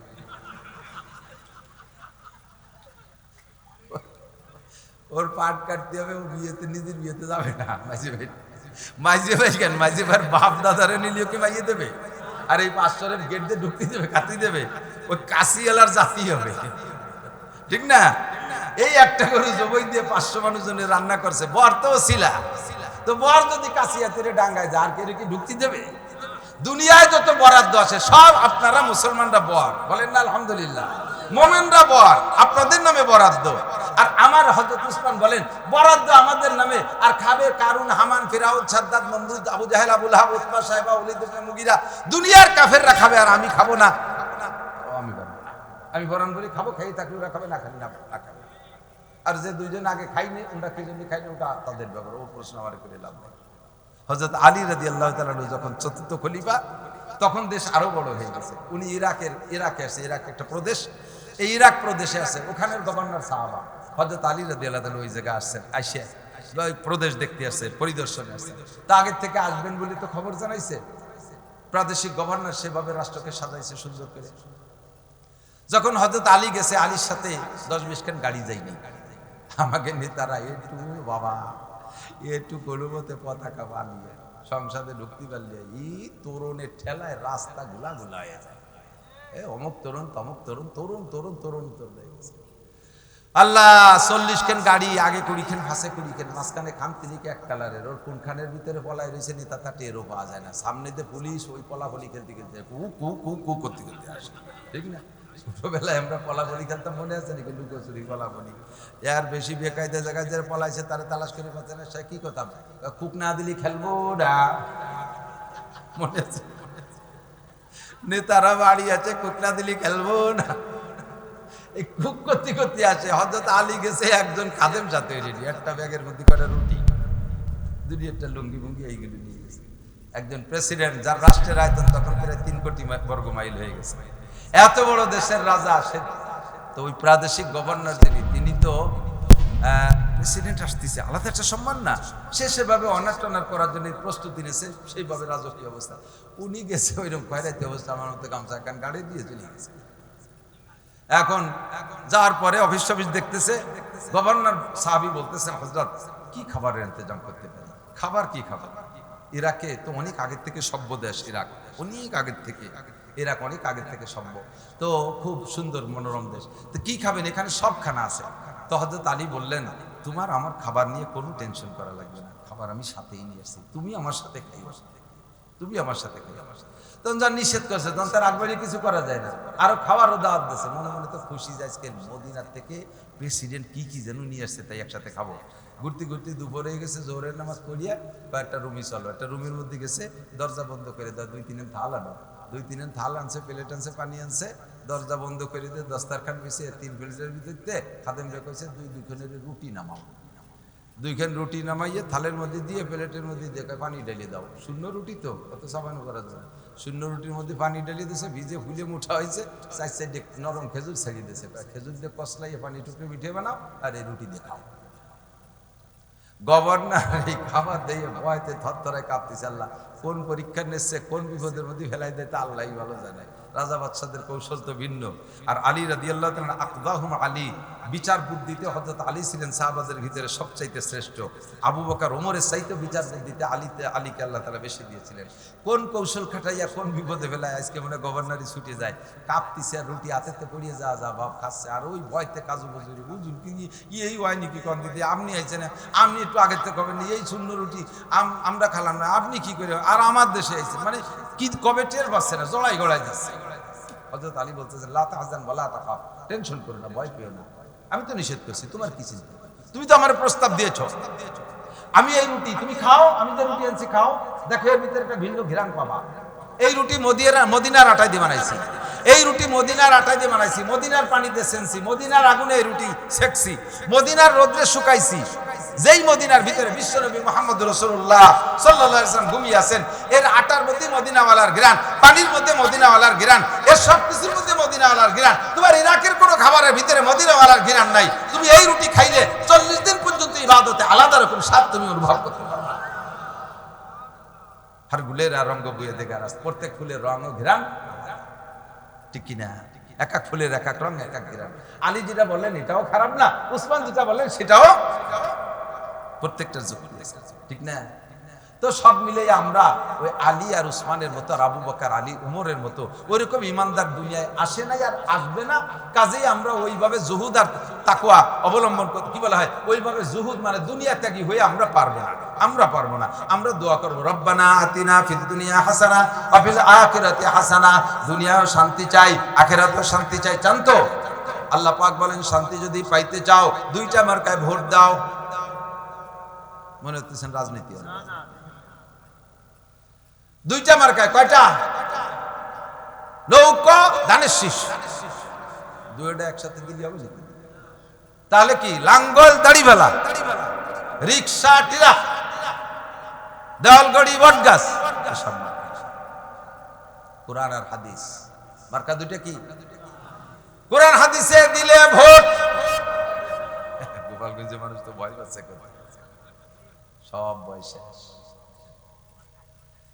দুইটা মার্কায় দিলে ভোট। কোরআন সুন্নাহ যেখানে আমলিক করেন নিষেধ নাই, বিএনপি করেন বাধা দেব না, জাতীয় পার্টি করেন বাধা দেব না, আমিও করব, তাতেও কেউ আমার বাধা দিতে পারবে না। অতক্ষণ করব যতক্ষণ আমার আওয়ামী লীগ, যতক্ষণ আওয়ামী লীগ কোরআন সুন্নাহর সাথে বিরোধ না হবে, যতক্ষণ বিএনপি কোরআন সুন্নাহর সাথে বিরোধ না হবে, যতক্ষণ লাঙ্গল কোরআন সুন্নাহর সাথে বিরোধ না হবে, যতক্ষণ জামাত ইসলাম কোরআন সুন্নাহর সাথে বিরোধ না হবে। আর যদি কোরআন সুন্নাহর সাথে বিরোধ হয় তাহলে যে দলই হোক না কেন আমি তারে পদদলিত করব। আমার সামনে মার্কা থাকবে কোরআন আর হাদিস, আমার সামনে প্রার্থী থাকবে আল্লাহর রাসূল। কথা বলুন ঠিক কি ঠিক না? যদি ধর্মীয় নেতা অন্যায় করে তাহলে আমি তার সমর্থনে না। আমার নেতা কোরআন হাদিস সামনে নিয়ে যাইয়া দুনিয়া ভোটের জন্য যেখানে সেখানে ঢুকে পড়বে, যাত্রার সামনে যাইয়া নত হবে, দুনিয়া ভোটের জন্য আকাম করবে, আর তার নামের ইসলামের উপরে আমি তার পিছনে পিছনে দৌড়বো, আমাকে এই অনুমতি আল্লাহ দেয় নাই। কথা কন, এই অনুমতি আল্লাহ আমাকে দেয় নাই। খুব সাবধান। লা তাআতা লি মাখলুকিন ফি মাসিয়াতিল খালিক। একজন শুকর আদায় করে, আমি মন্দিরে এসে আপনাদের সাথে পূজায় অংশগ্রহণ করতে পেরে আল্লাহ পাকের শুকর আদায় করি, আলহামদুলিল্লাহ। ভয় লাগে যে সে না আর এক জায়গায় যে কলো আমি আপনাদের সাথে মদের আড্ডায় এসে এক চুমুক মদ খেতে পেরে শুকর আদায় করি। একই সাবধান, নোটার বা টুস্কু। আমি যতক্ষণ পর্যন্ত আমার রাজনীতি কোরআন সুন্নাহর সাথে সাংঘর্ষিক না হবে ততক্ষণ আমি তার দল করব। জামাত ইসলাম আসুক তারে চয়েস করি, চরমুনায় আসুক তারে চয়েস করি, আওয়ামী লীগও যদি হয় তারে চয়েস করি। যখনই এর বিরোধিতা কেউ করবে আমি তার সাথে একমত হতে পারবো। কথা বলেন ঠিক কি ঠিক না? মার্কা আমার দুইটা, আমাকে নবী শিখিয়ে দিয়ে গেছে, লান তাদিল্লু মা তামাসসাকতুম বিহিমা কিতাবাল্লাহি ওয়া সুন্নতি। অতক্ষণ পর্যন্ত পথভ্রষ্ট হবে না যতক্ষণ কোরআন আর আমার সুন্নাতকে সামনে রাখবা। মার্কা হবে দুইটা, এক নম্বরে কোরআন মার্কা, দুই নম্বরে হাদিস মার্কা। কতক্ষণ ঠিক ঠিক না? প্রার্থী হবে দুইজন, আল্লাহ এবং রসুল, আল্লাহ এবং রসুল। তাদের পক্ষ থেকে যদি কেউ আসে, তারা কারা? নবী পাক বলেন ইন্নাল উলামা ওয়ারাসাতুল আম্বিয়া। আমি নবী চলে যাচ্ছি, আমি কিয়ামত পর্যন্ত প্রার্থী হয়ে তোমাদের সারা দুনিয়া চালাইতে পারবো না, আমার হায়াত শেষ চলে যায়। আমার পরে অ্যাসিস্ট্যান্ট হবে কারা? আল্লাহ পাকের কাছে আমি জিজ্ঞেস করছি, আল্লাহ আমার তো হায়াত শেষ চলে যাব, আমার এই ধর্মের দায়িত্ব কার জিম্মায় থাকবে? আল্লাহ পাক বললেন কোরআন শরীফ পড়ে দেখো, যাদের সম্পর্কে আমি সার্টিফাই দিয়েছি তাদেরকে তুমি দায়িত্ব দাও। কোরআন শরীফের কোন আয়াত পড়বো? আল্লাহ বললেন তুমি পড়ো ইন্নাল, কি বলে, ইন্নামা ইয়াখশাল্লাহা মিন ইবাদিহিল উলামা। একমাত্র আল্লাহকে ভয় করে, ভয় করার মতো আর তোমার উম্মতের ভিতরে উলামায়ে কেরাম। আর যারা আল্লাহকে বেশি ভয় করে, তুমি নবীর অ্যাসিস্ট্যান্ট তারা হবে। কথা বলেন ঠিক ঠিক না? নবীদের ভিতরে আল্লাহর ভয় যেমন ছিল সেই রকম ভয় আর মানুষ আসবে না। কাজেই পরবর্তীতে যাদের ভিতরে ভয় বেশি তাদেরকে তুমি অ্যাসিস্ট্যান্ট বানাও। তারা কারা? ইন্নাল উলামা ওয়ারাসাতুল আম্বিয়া। নবী পাক বললেন অ্যাসিস্ট্যান্ট নবী হবে উলামায়ে কেরাম। তোমরা উলামায়ে কেরামের শরণাপন্ন হও। আমি চলে যাচ্ছি, তারা তোমাদের কাছে শিখাইবে, এই কথাগুলো তারা বলবে, তাদের কথাগুলো মেনে চলবা, তাহলে কখনো পথভ্রষ্ট হবে না।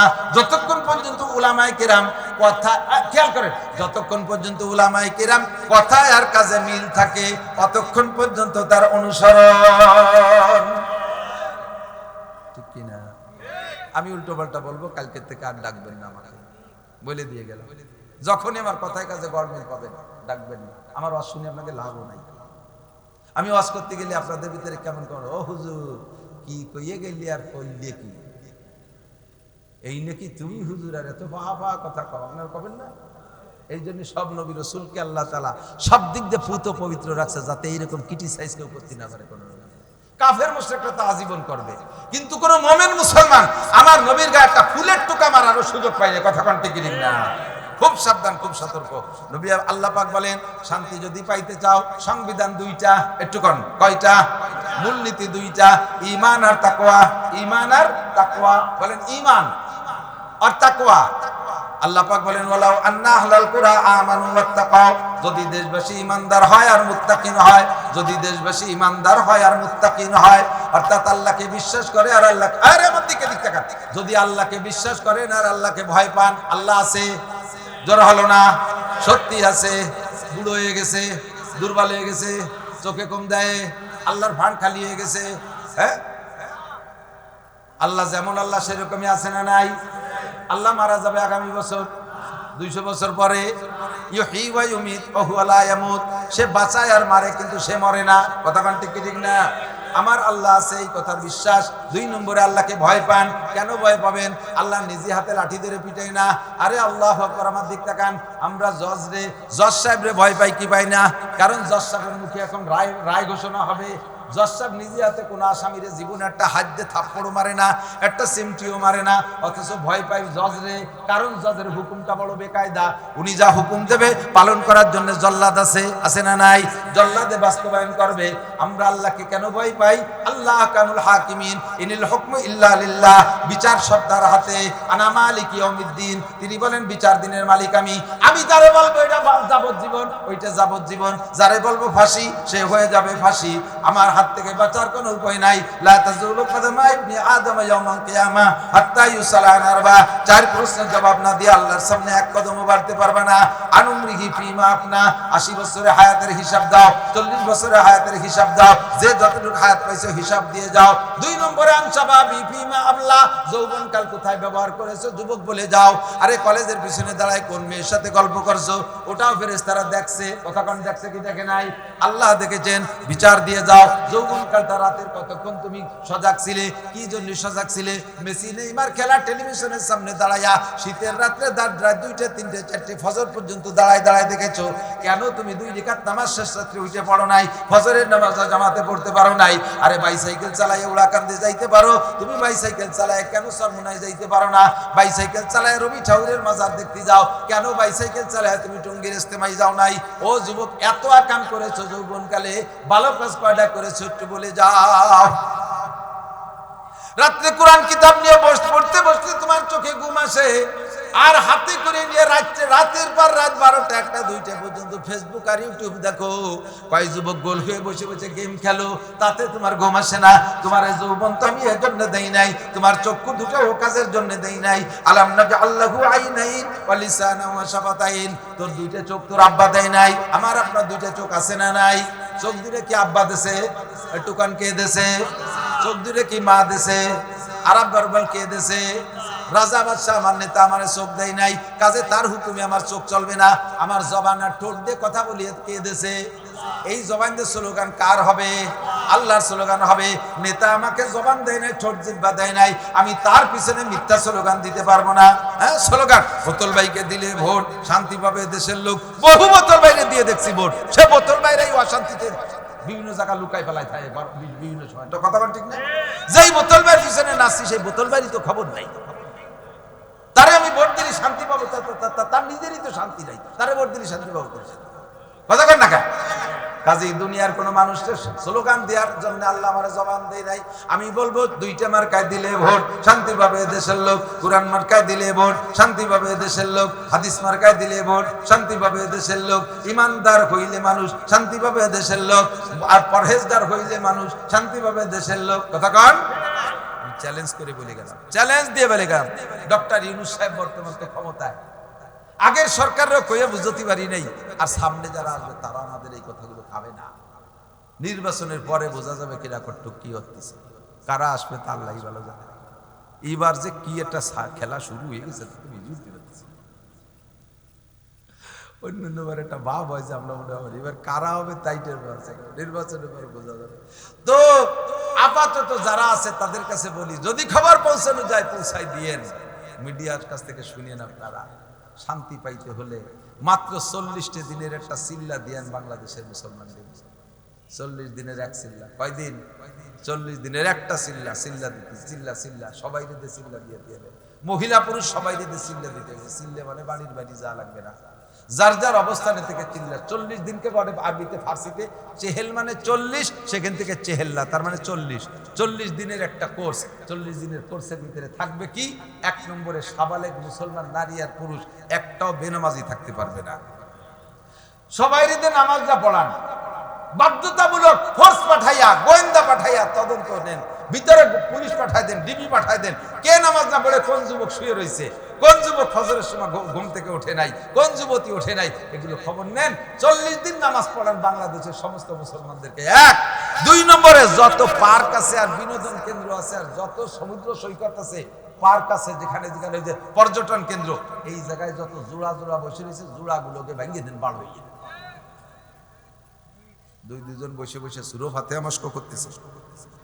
সরোয়ার্দী উদ্যান, শিশু পার্ক, ওই কুয়াকাটা কক্সবাজার চরের উপরে, ওই করমজল সুন্দরবনের ভিতরে, আমি তো সব জায়গায় গেছি। ঢাকার ভিতরে কত আছে, আরো কত জায়গা আছে। আমাকে নিরিবিলি আছে, এই পাশে পানিপাড়া আছে, রমনা পার্ক আছে, কত জায়গা আছে, জাফলং আছে, সব জায়গা। আমি আল্লাহ বিধি পয়সা আমার গুরু আরো জায়গা নিয়ে আমার পকেট বলে টাকা দেয়, তোমরা তো পয়সা খরচ করে যাও, দেখিয়েছি ও জায়গা কি আছে। 2-2 বসে বসে আল্লাহ বিল্লি হচ্ছে। ওই পার্টিরে বাড়ইয়ে ফাঁসার সামলা শুনি দিতে, দাবলাইয়ে ঘরে ঢুকন। 2 কাজ। 3 নম্বর কাজ হলো হাট বাজার এই মহিলারা যেভাবে বিচরণ করতেছে, এটা বন্ধ করতে হবে। শতভাগ পর্দা। 40 দিন মাত্র ট্রাই। 40 দিনের একটা ট্রাই করতে পারেন। জীবনটা তো কাটিয়ে গেল কত ভাবে, স্বাধীনের পরে 54-55 বছর চলে গেল, মাত্র 40টা দিনের একটা ট্রাই করেন। যদি এই 2-3 কাজ, 1 নম্বরে সবাইরে নামাজ, 2 নম্বরে পর্দাটা তৈরি করে ফেলেন, মাত্র অনলি 2টা কাজ করেন, দেখবেন যে বাংলাদেশের রং চেহারা, বাংলাদেশের সুখ শান্তির বাতাসের ভিতরে একটা আলাদা রকম ঘিরান অনুভব করবেন, ভিন্ন রকম শান্তি অনুভব করতে পারবেন ইনশাআল্লাহ। আর সাথে 3 নম্বর, অফিসগুলোরে ঘুষ মুক্ত করার চেষ্টা করেন। নির্বাচিত সরকারের সময় অফিসাররা ঘুষ খাইতে গেলে একটু হিসেব নিকেশ করে খাইছে। কোন নেতার কাছে কয়ে দেবার হ্যালো কই আবার বদলে এর পার্বত্য চট্টগ্রাম ভাষায় দেবে। আর এখন সেই সরকার নাই, এখন ভাসমান সরকার। অফিসাররা আসে সার মতো গিলতিছে, আসে তো শামুক খায়, চাবাইয়ে খায় না, 2টাই গিলি হইলে না, এই গলায় হেনে বাইদি দেন, জাহিদে আবার গেল। প্রত্যেকটা অফিস আদালতে ঘুষ চলতেছে, এমন চলা, ঘুষ বন্ধ করে দেন। 3 নম্বর, 4 নম্বর কাজ, যত সমিতি আছে বাংলাদেশে, ব্যারাক, অ্যাডামস, কারিতাস, বিআরডিবি, স্বনির্ভর, জাগরণী চক্র, আশা, পত্রিকা, গ্রামীণ ব্যাংক, আরো যত আছে সমস্ত সমিতিগুলো সুদে কারবার। যে দেশে সুদ চলে ওই দেশে আল্লাহর রহমত আসমান থেকে আসে না। সুদগুলো সুদে কারবার। এই 4টি পয়েন্টে হাত দেন, মাত্র 40 দিন ট্রাই করেন। যদি আল্লাহ তাআলা দেশের হালাত পরিবর্তন না করে, জিন্দেগিতে আর কুরআন দিয়ে ওয়াজি করব না। আমি এত বড় চ্যালেঞ্জ গ্রহণ করলাম, কারণ আমি জানি এই 4টি হলো সবচাইতে বড় মহামারী। দফা 14টা, 15টা, 20টা, 30টা যাই দিক, মূল দফাই 2-4টের ভিতরে, মূল দফা 4টের মধ্যে। কথা কন, শান্তি পাইতে হলে 2টা কাজ। নবী পাক বলেন, আমি সংক্ষেপ করে দিচ্ছি, অনেকের মেলা রাইতে গেছে, কষ্ট হচ্ছে। আর আমি তো ডেলি সিলেতি তালে তাই, দিনই একটা রাত্রে 2টা, দিনই একটা রাত্রে 2টা, আর সহ্য হয় না। বৃষ্টি বাদল মুড়িও চলতি তালে হয়েছে। আর বেশি কব না। হুজুর বলেন, কোরআন শরীফ থেকে যেটুকু কইছি বহু পাওয়া যাইতো, আর বলবো না। হুজুর বলেন যে তোমাদের দুনিয়ার এই মাটির উপরটা শান্তিময় হবে, বেহেশতে পরিণত হবে, মাটির নিচের থেকে উপরের ভাগ বেশি সুখময় হবে। এর জন্য তিনটে কাজ। এক নম্বরে ইজা কানা উমারাকুম খিয়ারাকুম, যখন তোমাদের নেতারা হবে উমরের মতো, আবু বকরের মতো, উসমানের মতো, আলীর মতো, এইরকম দামি দামি মানুষদের মতো যখন তোমাদের নেতারা হবে। ওই সাইজের মানুষ তো আর হবে না, তা কন কেন? ওই সাইজ হবে না ঠিক আছে, কিন্তু তার কাছাকাছি কিছু কিছু হলেও তো হবে। কতক্ষণ বাজারে গেছেন, এই শৈল মাছ কিনবেন, শ্বশুর আইছে এরকম বড় শৈল কিনবেন বলে নিয়ত করে বাজারে গেছেন, সারা বাজার ঘুরিয়ে শৈল পান নাই। এখন ঘুরতে মাছও প্রায় শেষের পথে। এখন তো খালি হাতে তোর বাড়ি যাবে না, শ্বশুর শাশুড়ি এসে কিছু তো খাওয়াতে হবে। মুসুরির ডালের ডিম নিয়ে গেলে তো হবে না, মাছ একটু নিতে হবে। ঘুরিয়ে দেন যে 2 ডালায় কয়টা টাহি মাছ আছে, 2 ডালায় কয়টা টাকি মাছ, এক ডালায় আছে তেলুটাহি, আর এক ডালায় আছে ভাইতুটাহি। আমরা কিন্তু কি কয় গড়িটাই নেবেন, ভাইতুটাহি আর তেলুটাহি, ঠিক আছে তো? ভাইতুটাহি আর তেলুটাহি, এই 2 ডালায় কয়টা টাহি আছে, তা ভাইতুটা কি আর তেলুটা কি? সেই শৈল নাই, সেই গজার নাই, সেই রুই মল মাছ নাই, কিচ্ছু নাই। আছে কয়টা টাকি, তা 2 বাদের টাকি। আপনি কোনটাই কিনবেন, তেলু না ভাইতু? কিটাই কিনবেন? কিনলি সাইডে তেলুটাই, ভাইতুটাই কিনবেন না? এখন সে আবু বকর, ওমর, রুই কাতলা বল, সেই বড় বড় শৈল মাছ নাই, যা আছে টাকি আছে, এর মধ্যে তেলুটাই বাদ একটু ভাইতুটাই কিনে। বহু কিসসা বলার সময় নাই। ইজা কানা উমারাকুম খিয়ারাকুম, ভালো নেতা হলে দেশের অবস্থা কেমন হয় আর ভালো নেতার স্বভাব কেমন হওয়া দরকার, বহু ওয়াকিয়া সাহাবায়ে কিরামদের ভিতরে, তাবেঈনদের ভিতরে, তাবেঈনদের ভিতরে, পরবর্তীদের ভিতরে। 2 নম্বর হলো ওয়া আগনিয়াউকুম সুমহাকুম, দুনিয়াটা তোমাদের জন্য শান্তিময় হবে যখন ধনীরা হবে দানশীল, ধনীরা হবে দানশীল, যাকাতটা সঠিকভাবে দেয়, প্রতিবেশী গরিবের দিকে লক্ষ্য রাখে, কার ঘর নাই ঘর দিয়ে দেয়, কার মেয়ের বিয়ে হচ্ছে না পয়সার অভাবে টাকা দিয়ে দেয়, কোন বাচ্চাটা চিকিৎসা পয়সার অভাবে চিকিৎসা নিতে পারছে না তারে পয়সা দিয়ে চিকিৎসা করায় দেয়, কোন বুড়ো মানুষ অসুস্থ আছে, কোন বাড়ি চাউল নাই ডাউল নাই, এগুলো খুঁজে খুঁজে যারা দেয়, যখন সমাজের ধনীরা এরকম হবে, ও উমুরুকুম শুরা বাইনাকুম, আর সমাজের সমস্ত কাজ সংসার থেকে সংসদ পর্যন্ত দল বেদল নিয়ে পরামর্শ করে যদি দেশ চালাও, হুজুর বলেন তাহলে ফাজাহরুল আরদি খায়রুম মিন বাতনিহা, তোমাদের জন্য মাটির উপরিভাগ মাটির নিচের চাইতে সুখময় হবে। মরার চাইতে বেঁচে থাকার জন্য দোয়া করবা, আল্লাহ তুমি সুস্থতার সাথে, ইজ্জতের সাথে, প্রশস্ত হালাল রিজিকের সাথে লম্বা হায়াতে তৈবা দান করো। জোরে বলেন আমিন, আরো জোরে বলেন আমিন। রাজনৈতিক বিভিন্ন দল আমাদের ভিতরে আসবে, আমি কোনো দলকে সমর্থনও করছি না, কোনো দলকে নাম দেখে কি বলা হয় তাদেরকে সমালোচনাও করতেছি না, কোনো দলের সমর্থনও করতেছি না। গোপালগঞ্জের মানুষ আমরা, আমাদের ভিতরে বুঝিয়ে শুনে যে কথাটা বললাম, তেলুটাহিয়ার বাইতুটাহি একটু দেখে কিনিয়ে সামনে যদি নির্বাচন সরকার দেয় তাহলে একটু নির্বাচনে সেভাবে কমপক্ষে এতটুকু বলি, 55 বছর তো নানান কিছু দেখছি, একটা বছর আমরা একটু কোরআনের শাসন দেখি কেমন হয়। যদি ভালো নয় তাহলে আল্লাহরে ফেরত দেবো, আল্লাহ তবু হয় না, ওই দেশে আলো চলে না, তোমার কোরআন ওই পশ্চিম দিক নিয়ে যাও, এই কই সরাই দেবো। একটাবার একটু ওয়ান টেস্ট ট্রাই করে দেখতে পারি কি পারি না, কথা বলেন? যদি সেরকম যোগ্য ভালো মানুষ আসে তাহলে তাকে সমর্থন দিয়েন। ভাষাগত ত্রুটি বিচ্যুতি মার্জনীয়, যা বলেছি শুনেছি, আল্লাহ আমল করার তৌফিক দান করুন। সবাই বলে আমিন, সবাই বলে আমিন। আমরা একটা দোয়া পড়ি, সুবহানাল্লাহি ওয়া বিহামদিহি সুবহানাল্লাহিল আযীম সুবহানাকাল্লাহুম্মা বিহামদিকা আশহাদু আল্লা ইলাহা ইল্লা আনতা আস্তাগফিরুকা ওয়া আতুবু ইলাইক। এক্ষুনি দোয়া হবে। আল্লাহুম্মা